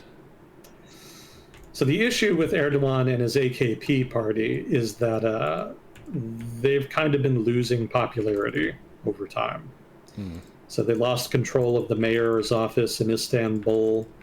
Their popularity kind of took a hit after the big earthquake a year or two ago. So they're not feeling especially strong. And so I think that's kind of curbed their ambition a little bit. But that said, they have been keeping busy. Probably their biggest win has been Syria. With the end of the Syrian civil war, they've seen that their preferred combatants in the civil war take power. And so there's been a corresponding significant increase of Turkish influence in Syria, which has brought some problems because the Israelis are kind of spamming missiles in southern Syria. That's a whole other topic of conversation, but it's had the effect of putting the Turks in a kind of awkward position. Because on the one hand, they want to help their new proxy, right? They want to help their guys that are in power in Syria. But at the same time, their proxies don't want to be proxies. Nobody really does. So they have been pushing back a little bit. So that's kind of curbed their influence. And also, if they really want to help out their allies in Damascus, they would have to do something about the Israeli airstrikes. But that would mean moving significant military assets into Syria, and that would cause problems. For one, other countries in the region wouldn't like it because they would see that as a violation of Syria's sovereignty. They would prefer Syria's government be allowed a chance to kind of get up on its own feet without becoming a dependency of a major regional power. Arab states in particular are of that mind. So there would be pushback on that count. Also, the Israeli government itself would not like that. The Israeli government itself is kind of in full messianic historical opportunity mode. You know, they believe that all of the changes that have occurred in the region over the past couple years represent a historical, unique opportunity for the Israeli government to establish Israeli hegemony in its immediate environment. So the collapse of the Syrian government and the weakness of the Syrian state is an opportunity from their perspective to try to ensure that the Syrian military never really rebuilds itself to its previous status, or at least not to a point where it could credibly threaten Israel, and also to establish a kind of DMZ in southern Syria where whatever Syrian military emerges will not be able to deploy to at all. All of which is very controversial for Syrians, but again, it's also controversial for Turkey because they want to help out their ally, but their ally is asking them to basically confront Israel, which Turkey doesn't entirely want to do. I don't think it's that they don't mind doing it. I think the Turkish government kind of has a love-hate relationship with the Israeli government. But they would be willing to confront Israel, save for the fact that it would be very expensive. They would probably end up having to confront the United States too if they did that. And also, not really worth it. Like, the cost benefit doesn't entirely check out. They've got significant influence in Syria at this point, regardless of how much, would-be proxies want to push back against them. Further investment in Syria is not really justified because there's only so much they're going to get out of it. If they just want foreign influence, they've got that. If they want to set up Syria as a proxy state that they can use to project force into the region, they would have to step up and do more, but there would be so much pushback to that from both the region and the international community that would probably just be more trouble than it's worth. So as a result, Syrians will probably not be able to look forward to significant further Turkish intervention in Syria's various conflicts with neighboring states. So Turkey is not too worried about that, but it is one of their major foreign policy focuses at the moment. They're also continuing to cultivate relations with Azerbaijan, but I don't think there's been anything new on that front, at least not lately. They're also still involved in North Cyprus and Libya to varying degrees. Probably the biggest story in Turkey that I'm aware of over the past year and change has been the PKK. So there were substantive negotiations between the Turkish government and the PKK, and they actually resulted in the PKK agreeing to dissolve itself, which kind of blew my mind. It's very rare to see an entrenched rebel group like that just kind of agree to quit. I suspect there will be splinter groups that kind of break off and continue operations to varying degrees, but getting the PKK's leadership to agree to do that and actually substantively implement that, which has happened, that's pretty unique. Ideally, that will result in significantly less violence going forward, and hopefully also less discrimination against Kurds by the Turkish government. I imagine that was part of the quid pro quo. But there's almost certainly going to be some degree of violence going forward. You kind of saw something similar play out with the dismantling of FARC in Colombia. FARC's leadership agreed to the peace talks with the Colombian government. They eventually reached a deal. FARC disarmed, but there were a number of groups within FARC that didn't agree with that, and they splintered off and basically formed their own groups. So overall, violence actually is down in Colombia, although it has been ticking up recently. But rebel groups and whatnot are not nearly as large, powerful, or entrenched as they have been when FARC was still around. So there has been a net gain there, but it hasn't ended all violence either. I imagine something similar will happen in Turkey. I think the big talk in the past couple of months was actually implementing the deal in detail. Some of the actual details are yet to be negotiated. The Turkish government, for example, does not want to allow officers who had served in the PKK to return to Turkey at all. They're not going to be normalized. Instead, they're going to be exiled, but otherwise not pursued. So basically, their attitude is if you're a ranking member of the PKK, they're not going to come after you, but you can't come back and stay in Turkey. You're going to have to leave. Rank and file soldiers, by contrast, will be given a blanket asylum and will be allowed to return to Turkey.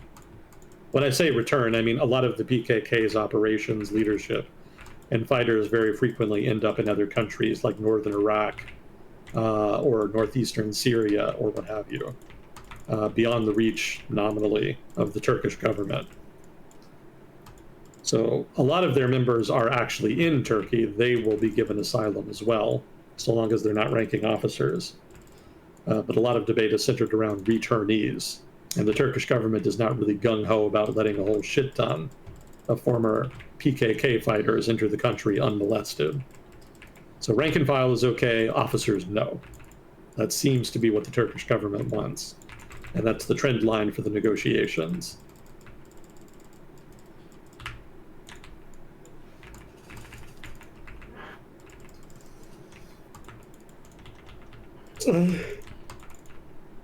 Excuse me.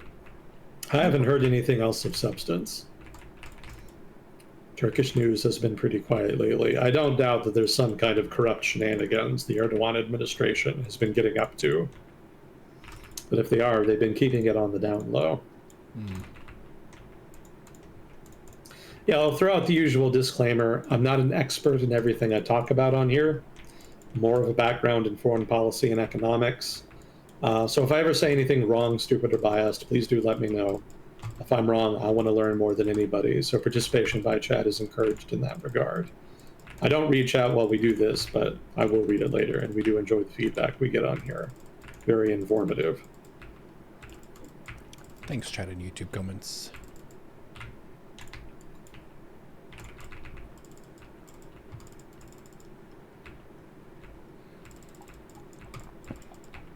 See, I don't think we had... Sorry, what?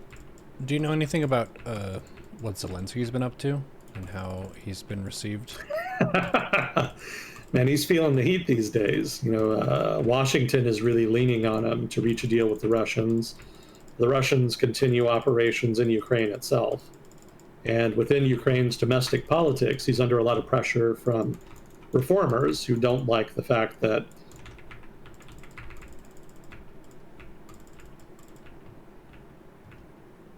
So, you know, there's lots of pressure on him. That what? Your voice went up for a second.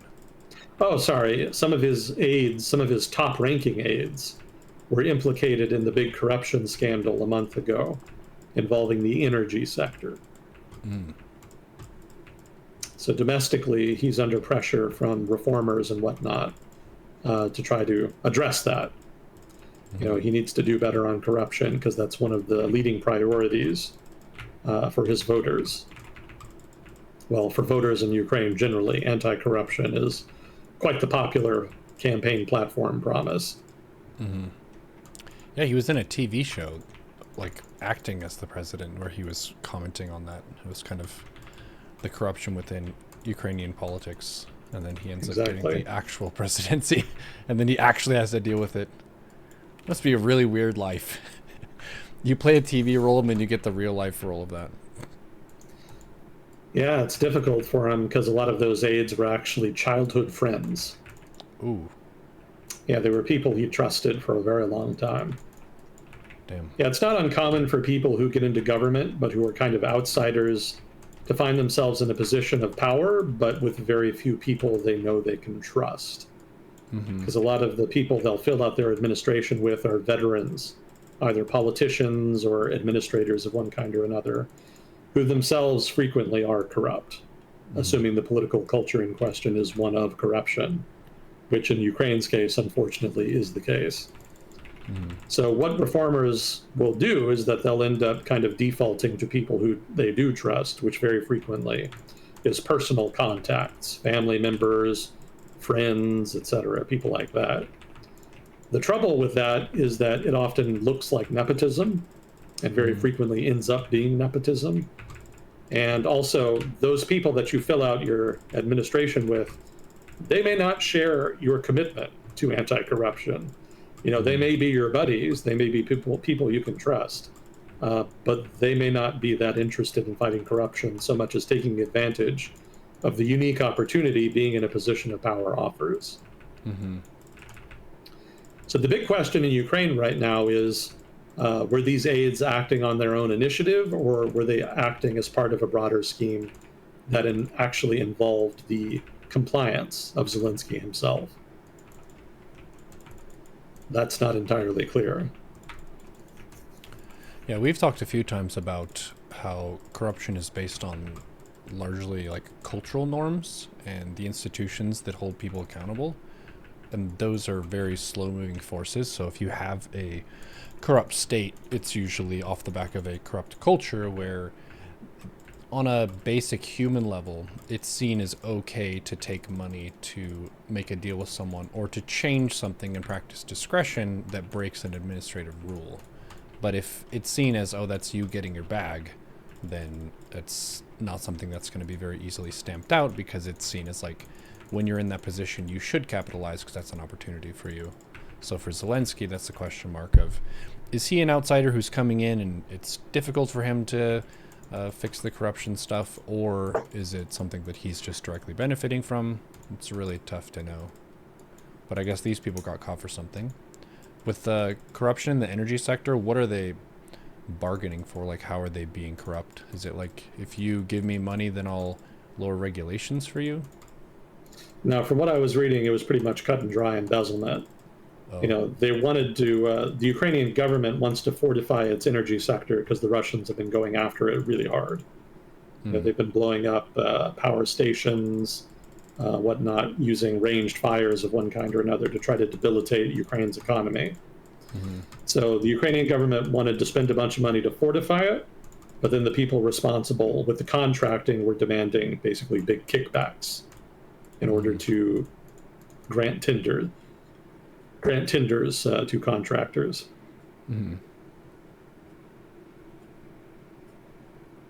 Sorry, in exchange for granting tenders to contractors. There we go. That's the correct terminology. What is granting a tender to contractors? So tendering a contract is basically granting a contract to somebody. I think it can also mean just declaring that there's a job and then taking applications. That can also be tendering a contract. And I could swear I've seen it used to say granting a contract as well, used in that way. So basically, they were responsible for finding contractors to do the work. But when they actually met with the contractors, they told them, we're not going to give you the contract unless you give us a kickback. I see. And given the size of the contracts, the kickbacks demanded were quite large. Even if you're only demanding a small percentage of a large contract, the absolute amount of money can be significant.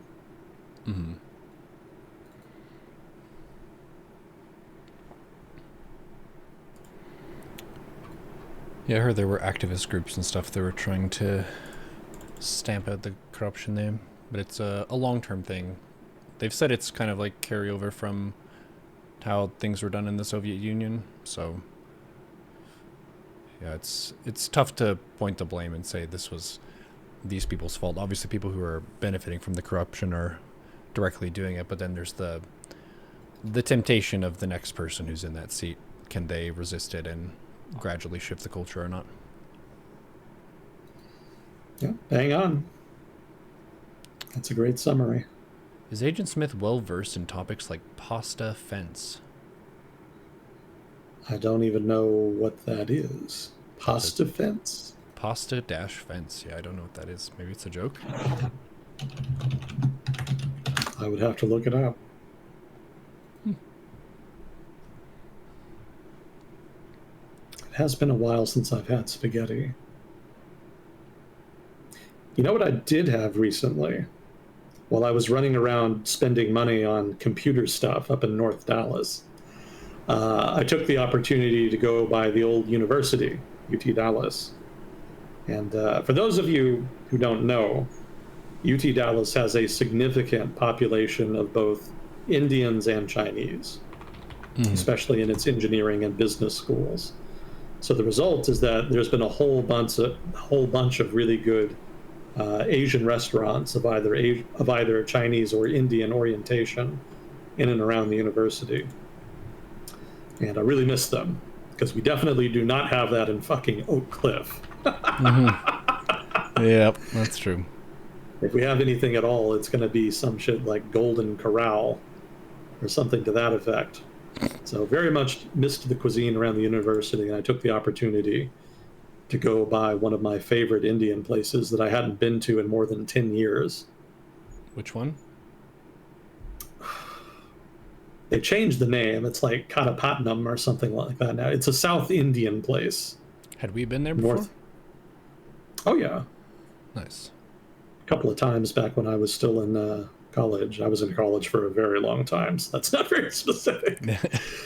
But yeah, that was definitely one of my favorite places. I just didn't get a chance to go to a lot because it was a little further away from the university than some other places. I actually took my grandmother with me this time. Got her to try the chicken 65 and dosa, my favorite combo in Indian cuisine. Fantastic stuff, just as good as I remember it. Nice. Indian food is very good. There was You ever had dosa? Yes, I have. So you know. I know. I know the goodness. Yeah, the very broad and full spice flavors, and I think the dosa is like a kind of breadish thing, right? Mm-hmm. Yeah. Yeah, it's very crispy. And there's roti and naan, which I know about. Dosa is the crepe. Nice. Yeah, I like to cut off pieces of it and eat it with the chicken 65.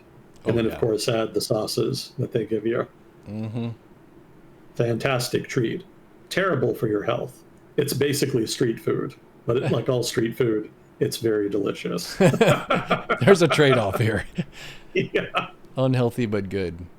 Oh man, I had some. It's reminding me of the opposite end of the spectrum here. We're not talking about good food. We're talking about stuff that is so healthy that there's no joy in any bite.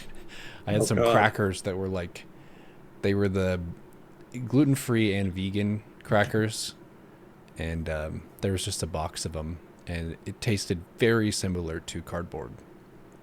And I was at my friend Apoptosis' house, and he tried some, and he was like, "This is nasty. Are you gonna eat this?"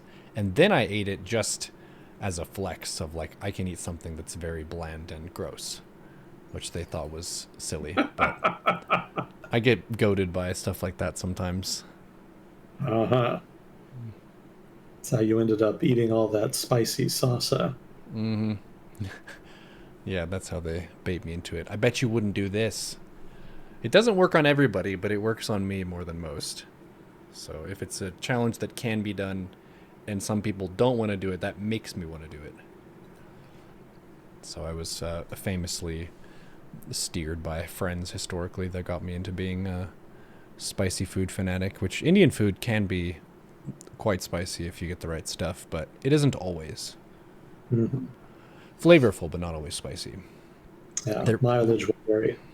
There was one place that we went to in that general area that I think I remember trying goat brain for the first time. Oh, wow. They had that on the menu. I think you went with us, but you got something else. I can't remember what you got. Probably my usual. Some variety of chicken. I like the way they make it. What was that Thai restaurant that started with a Z that we went to a few times? Ooh, not sure about that one.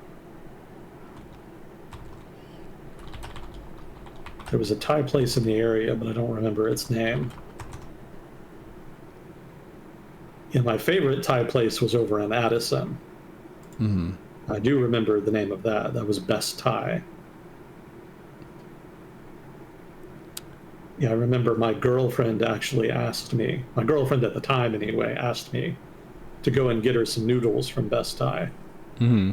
She asked me if I wanted anything, and that if I did, she'd pay for it. And I said, no, I'm on a diet. I shouldn't be eating that stuff.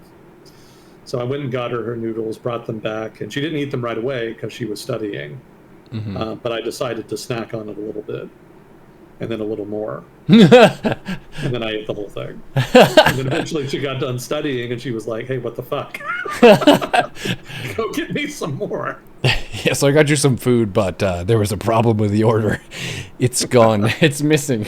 Well, really, what happened to it? Well, I wanted to test it to make sure it was okay for you, right? And then I continued testing it until there wasn't any left. That's funny. Yeah. Yeah, it was good stuff. Easily some of my favorite Thai food. Yeah, there were some really good places up there where we were living at. Mm-hmm. The food around what was it? The place in Carrollton was really good too because we had a lot of Asian stuff. There was H Mart nearby, and then there was a whole Korean shopping complex right around there. Oh yeah, I remember the Korean barbecue was really good. Mm-hmm. And they had one of those Barbecue. breakfast. It's like one of the fancy waffle places where they have a bunch of dessert waffles that you can get. I don't know if you went there with us. They also had really good Korean fried chicken. Hmm. Mm-hmm. I remember the sushi. Mm-hmm. Yeah, Michael was the one who introduced me to the yellowfin sushi. That was really good. Yeah, that one kind of, I would say it's less well known than some of the other main fish types for sushi, but it's no less delicious.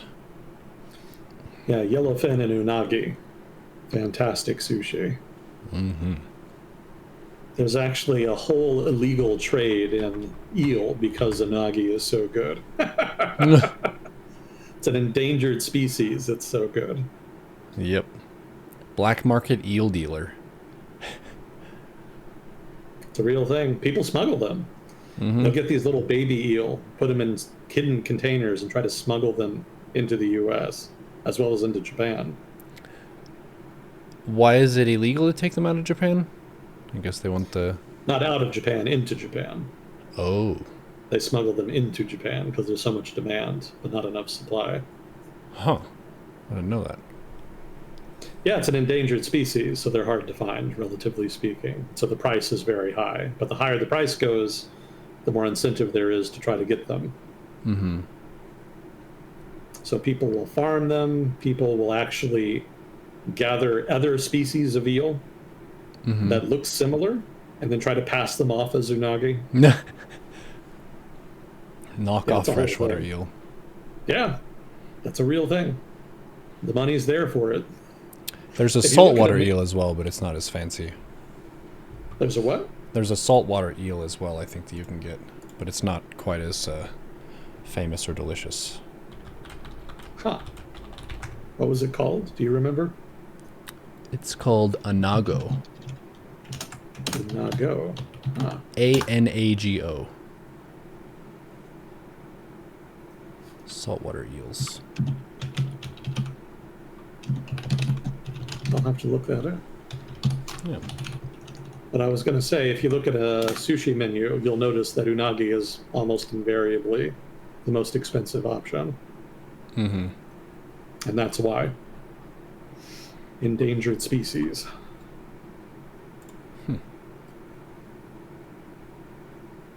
Yeah, it says that the key difference is that sea eel is subtle, tender, and served warm as nigiri, showcasing the chef's skill with a sauce, and unagi is bold, rich, with a grilled flavor, and it's common in many popular westernized rolls. Dragon roll, they put it in a lot, where it's freshwater eel and avocado, and some kind of sauce usually. Great, now I'm hungry. Yeah, North Dallas has all the good stuff. Mm-hmm. It's the more exotic part of Dallas. Not so much South Dallas. I'll have to Whole try bunch to. of restaurants. Huh? I'll have to give you a ring if I'm around there again at some point. We did Yeah, go let there me know. once a few years ago for, what was it? It was when my brother was going to be getting ready to move out of Texas, I think. I visited a little bit before then. It's crazy nostalgia when you haven't been there for over 10 years and then you go back and stuff is like kind of the same, but there are some changes, like places that you know Yeah. that you got renamed, but it's the same building, stuff like that. But DFW, as far as a Metroplex go, it's not the worst place you could be. It's pretty good. You could always drive to something else. There's just so much stuff. True. And there's the like full gamut of poorer areas and then super bougie areas. I miss the bougie areas. Hmm. They were nicer. Hmm. I would not have said that while I was living in them. Mm-hmm. But now that I've moved out of them, I do kind of miss some of the aspects, some of their aspects. Mm-hmm. Yeah, if you did come down, I'm kind of torn between just going up to some place in North Dallas and having some of the good shit up there, or taking you to one of the local Tex-Mex places here in South Dallas. Mm-hmm. Because we don't have a lot of good restaurants in the south of Dallas, but there's actually some good greasy Tex-Mex places here. Yeah, Tex-Mex is good. It's got a lot of bold flavors and it's very filling food. Not exactly the healthiest, but it's good. Well, cool. Well, I'm gonna probably pivot into some prep for tomorrow's Dota Best of 3. We have a show match that's going to be played 5-on-5 in-house. And we're going to have a couple different drafting methods, but throughout this week we've been kind of working on the fundamentals with our other streamer Chai, and she has a team and I have a team that we're sort of forming up to fight against each other for fun. And whoever loses has to do like exercises or some crap. We usually do things like that.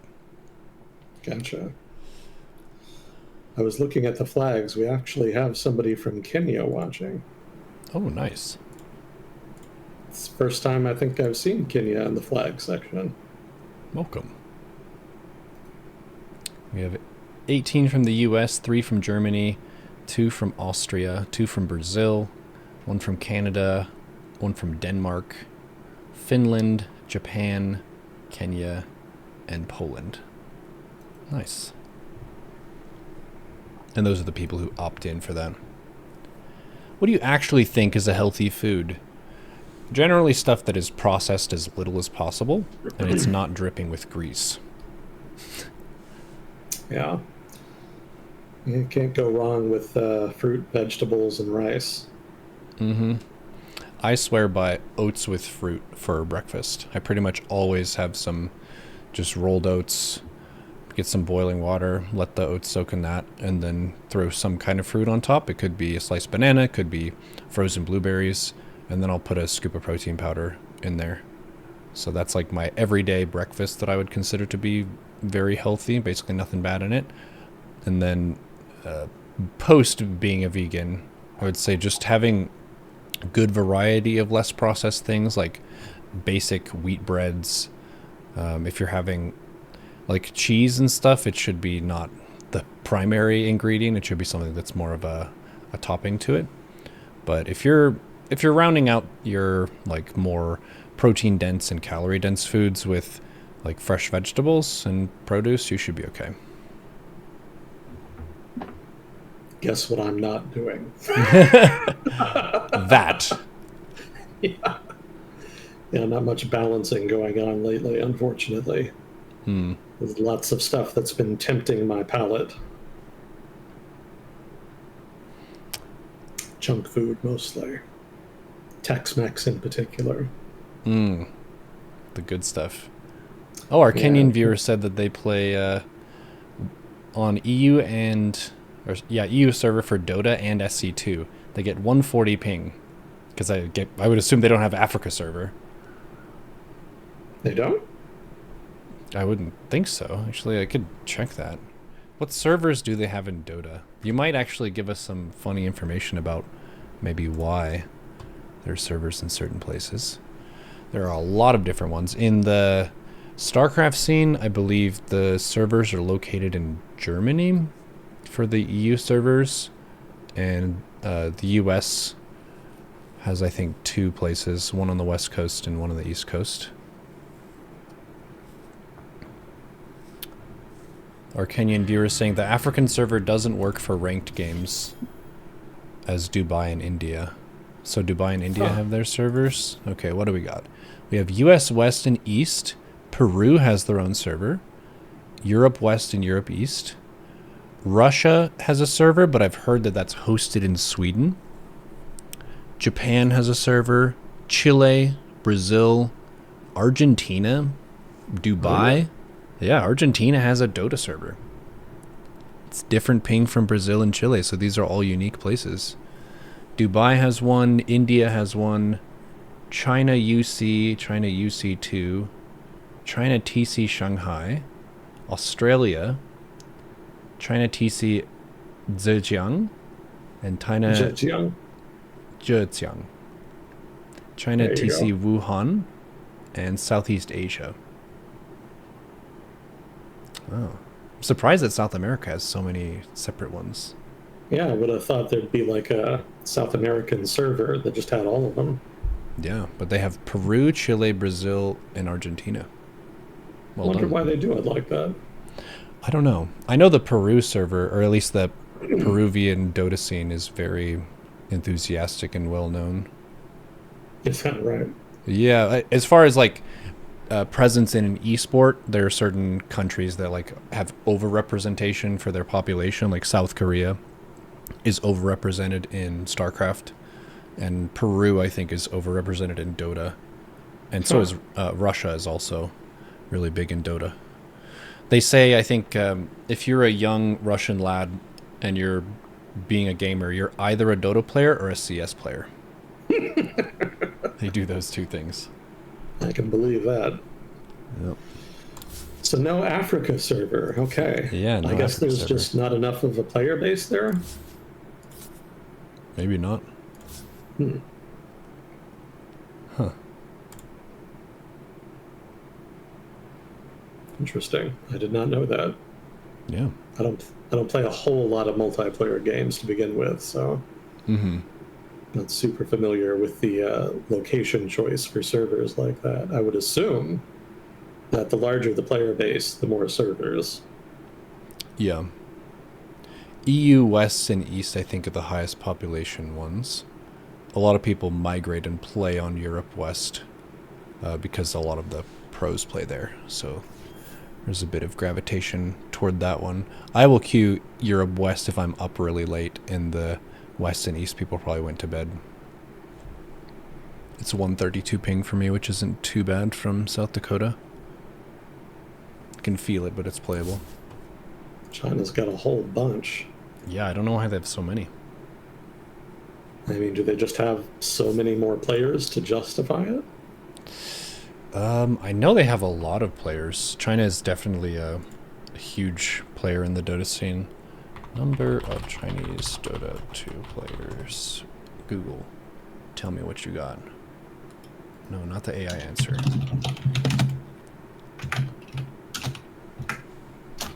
They have the most pro teams with over 100. They lead globally in the number of Dota teams. Most Chinese players use Perfect World servers, not Steam, so Steam stats don't capture China's player count. Huh.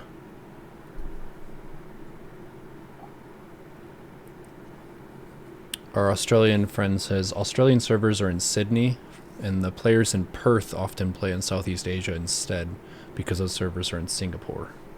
Yeah, and Australia is pretty heckin' large, so if you're on the opposite corner, that makes sense.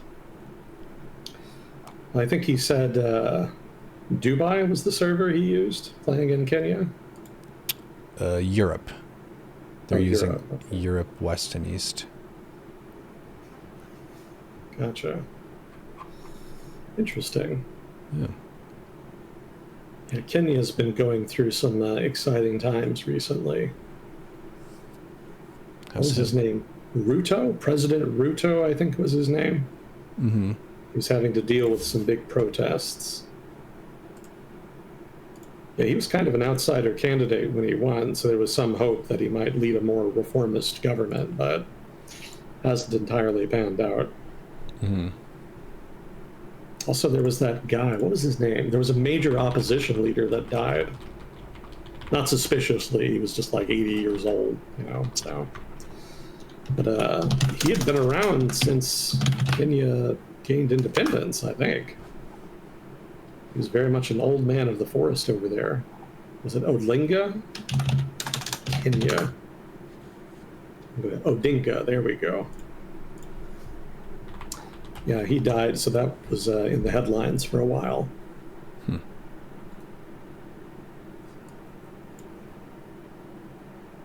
Well, stay safe. Some of those mass protests over there can be a little restive. Could see that. So you really get better ping to EU West than Dubai. Interesting. Because it looks like Dubai is geographically closer. Pretty cool. So is there like a rivalry between the different Chinese servers? Do they just not play with each other because they think they're better than the other ones? How does that work out? Well, since the ping is unknown, so it's hard to tell if they're actually in different locations, because sometimes they just have two clumps of servers that are in the same spot, but I get different ping to US East and West, so those are different places. China's a pretty big country, but I would guess that even if you had the servers all in one spot, you wouldn't have more than 100 ping. But it's nice to have less than that. I have 46 MS to US East, wherever that is, and 74 to US West. Just probably on the coast. But yeah, I would guess they have, I don't know if it's fair to say half the player base of Dota, but it's definitely a huge representation. South Korea hooked more onto League of Legends than Dota. Sometimes countries make a pick of their MOBA. Well, cool. It's especially weird for me because Zhejiang is right next to Shanghai. Mm-hmm. So it's not like they're putting different servers in regionally distant parts of China. Mm-hmm. Like, spatially, they're all right next to each other, effectively. Mm-hmm. Like Shanghai, Zhejiang, almost directly adjacent to each other. Wuhan is not that far from Shanghai. That's maybe like 200-300 miles. Mm-hmm. So they're all kind of clustered together. I don't know what UC and UC2 means, though. Mm-hmm. I would guess in the north, but it could be anything. You've given me much to think about. Thank you. Yeah. Getting to learn about the way that the internet is structured and where different hubs of user activity are.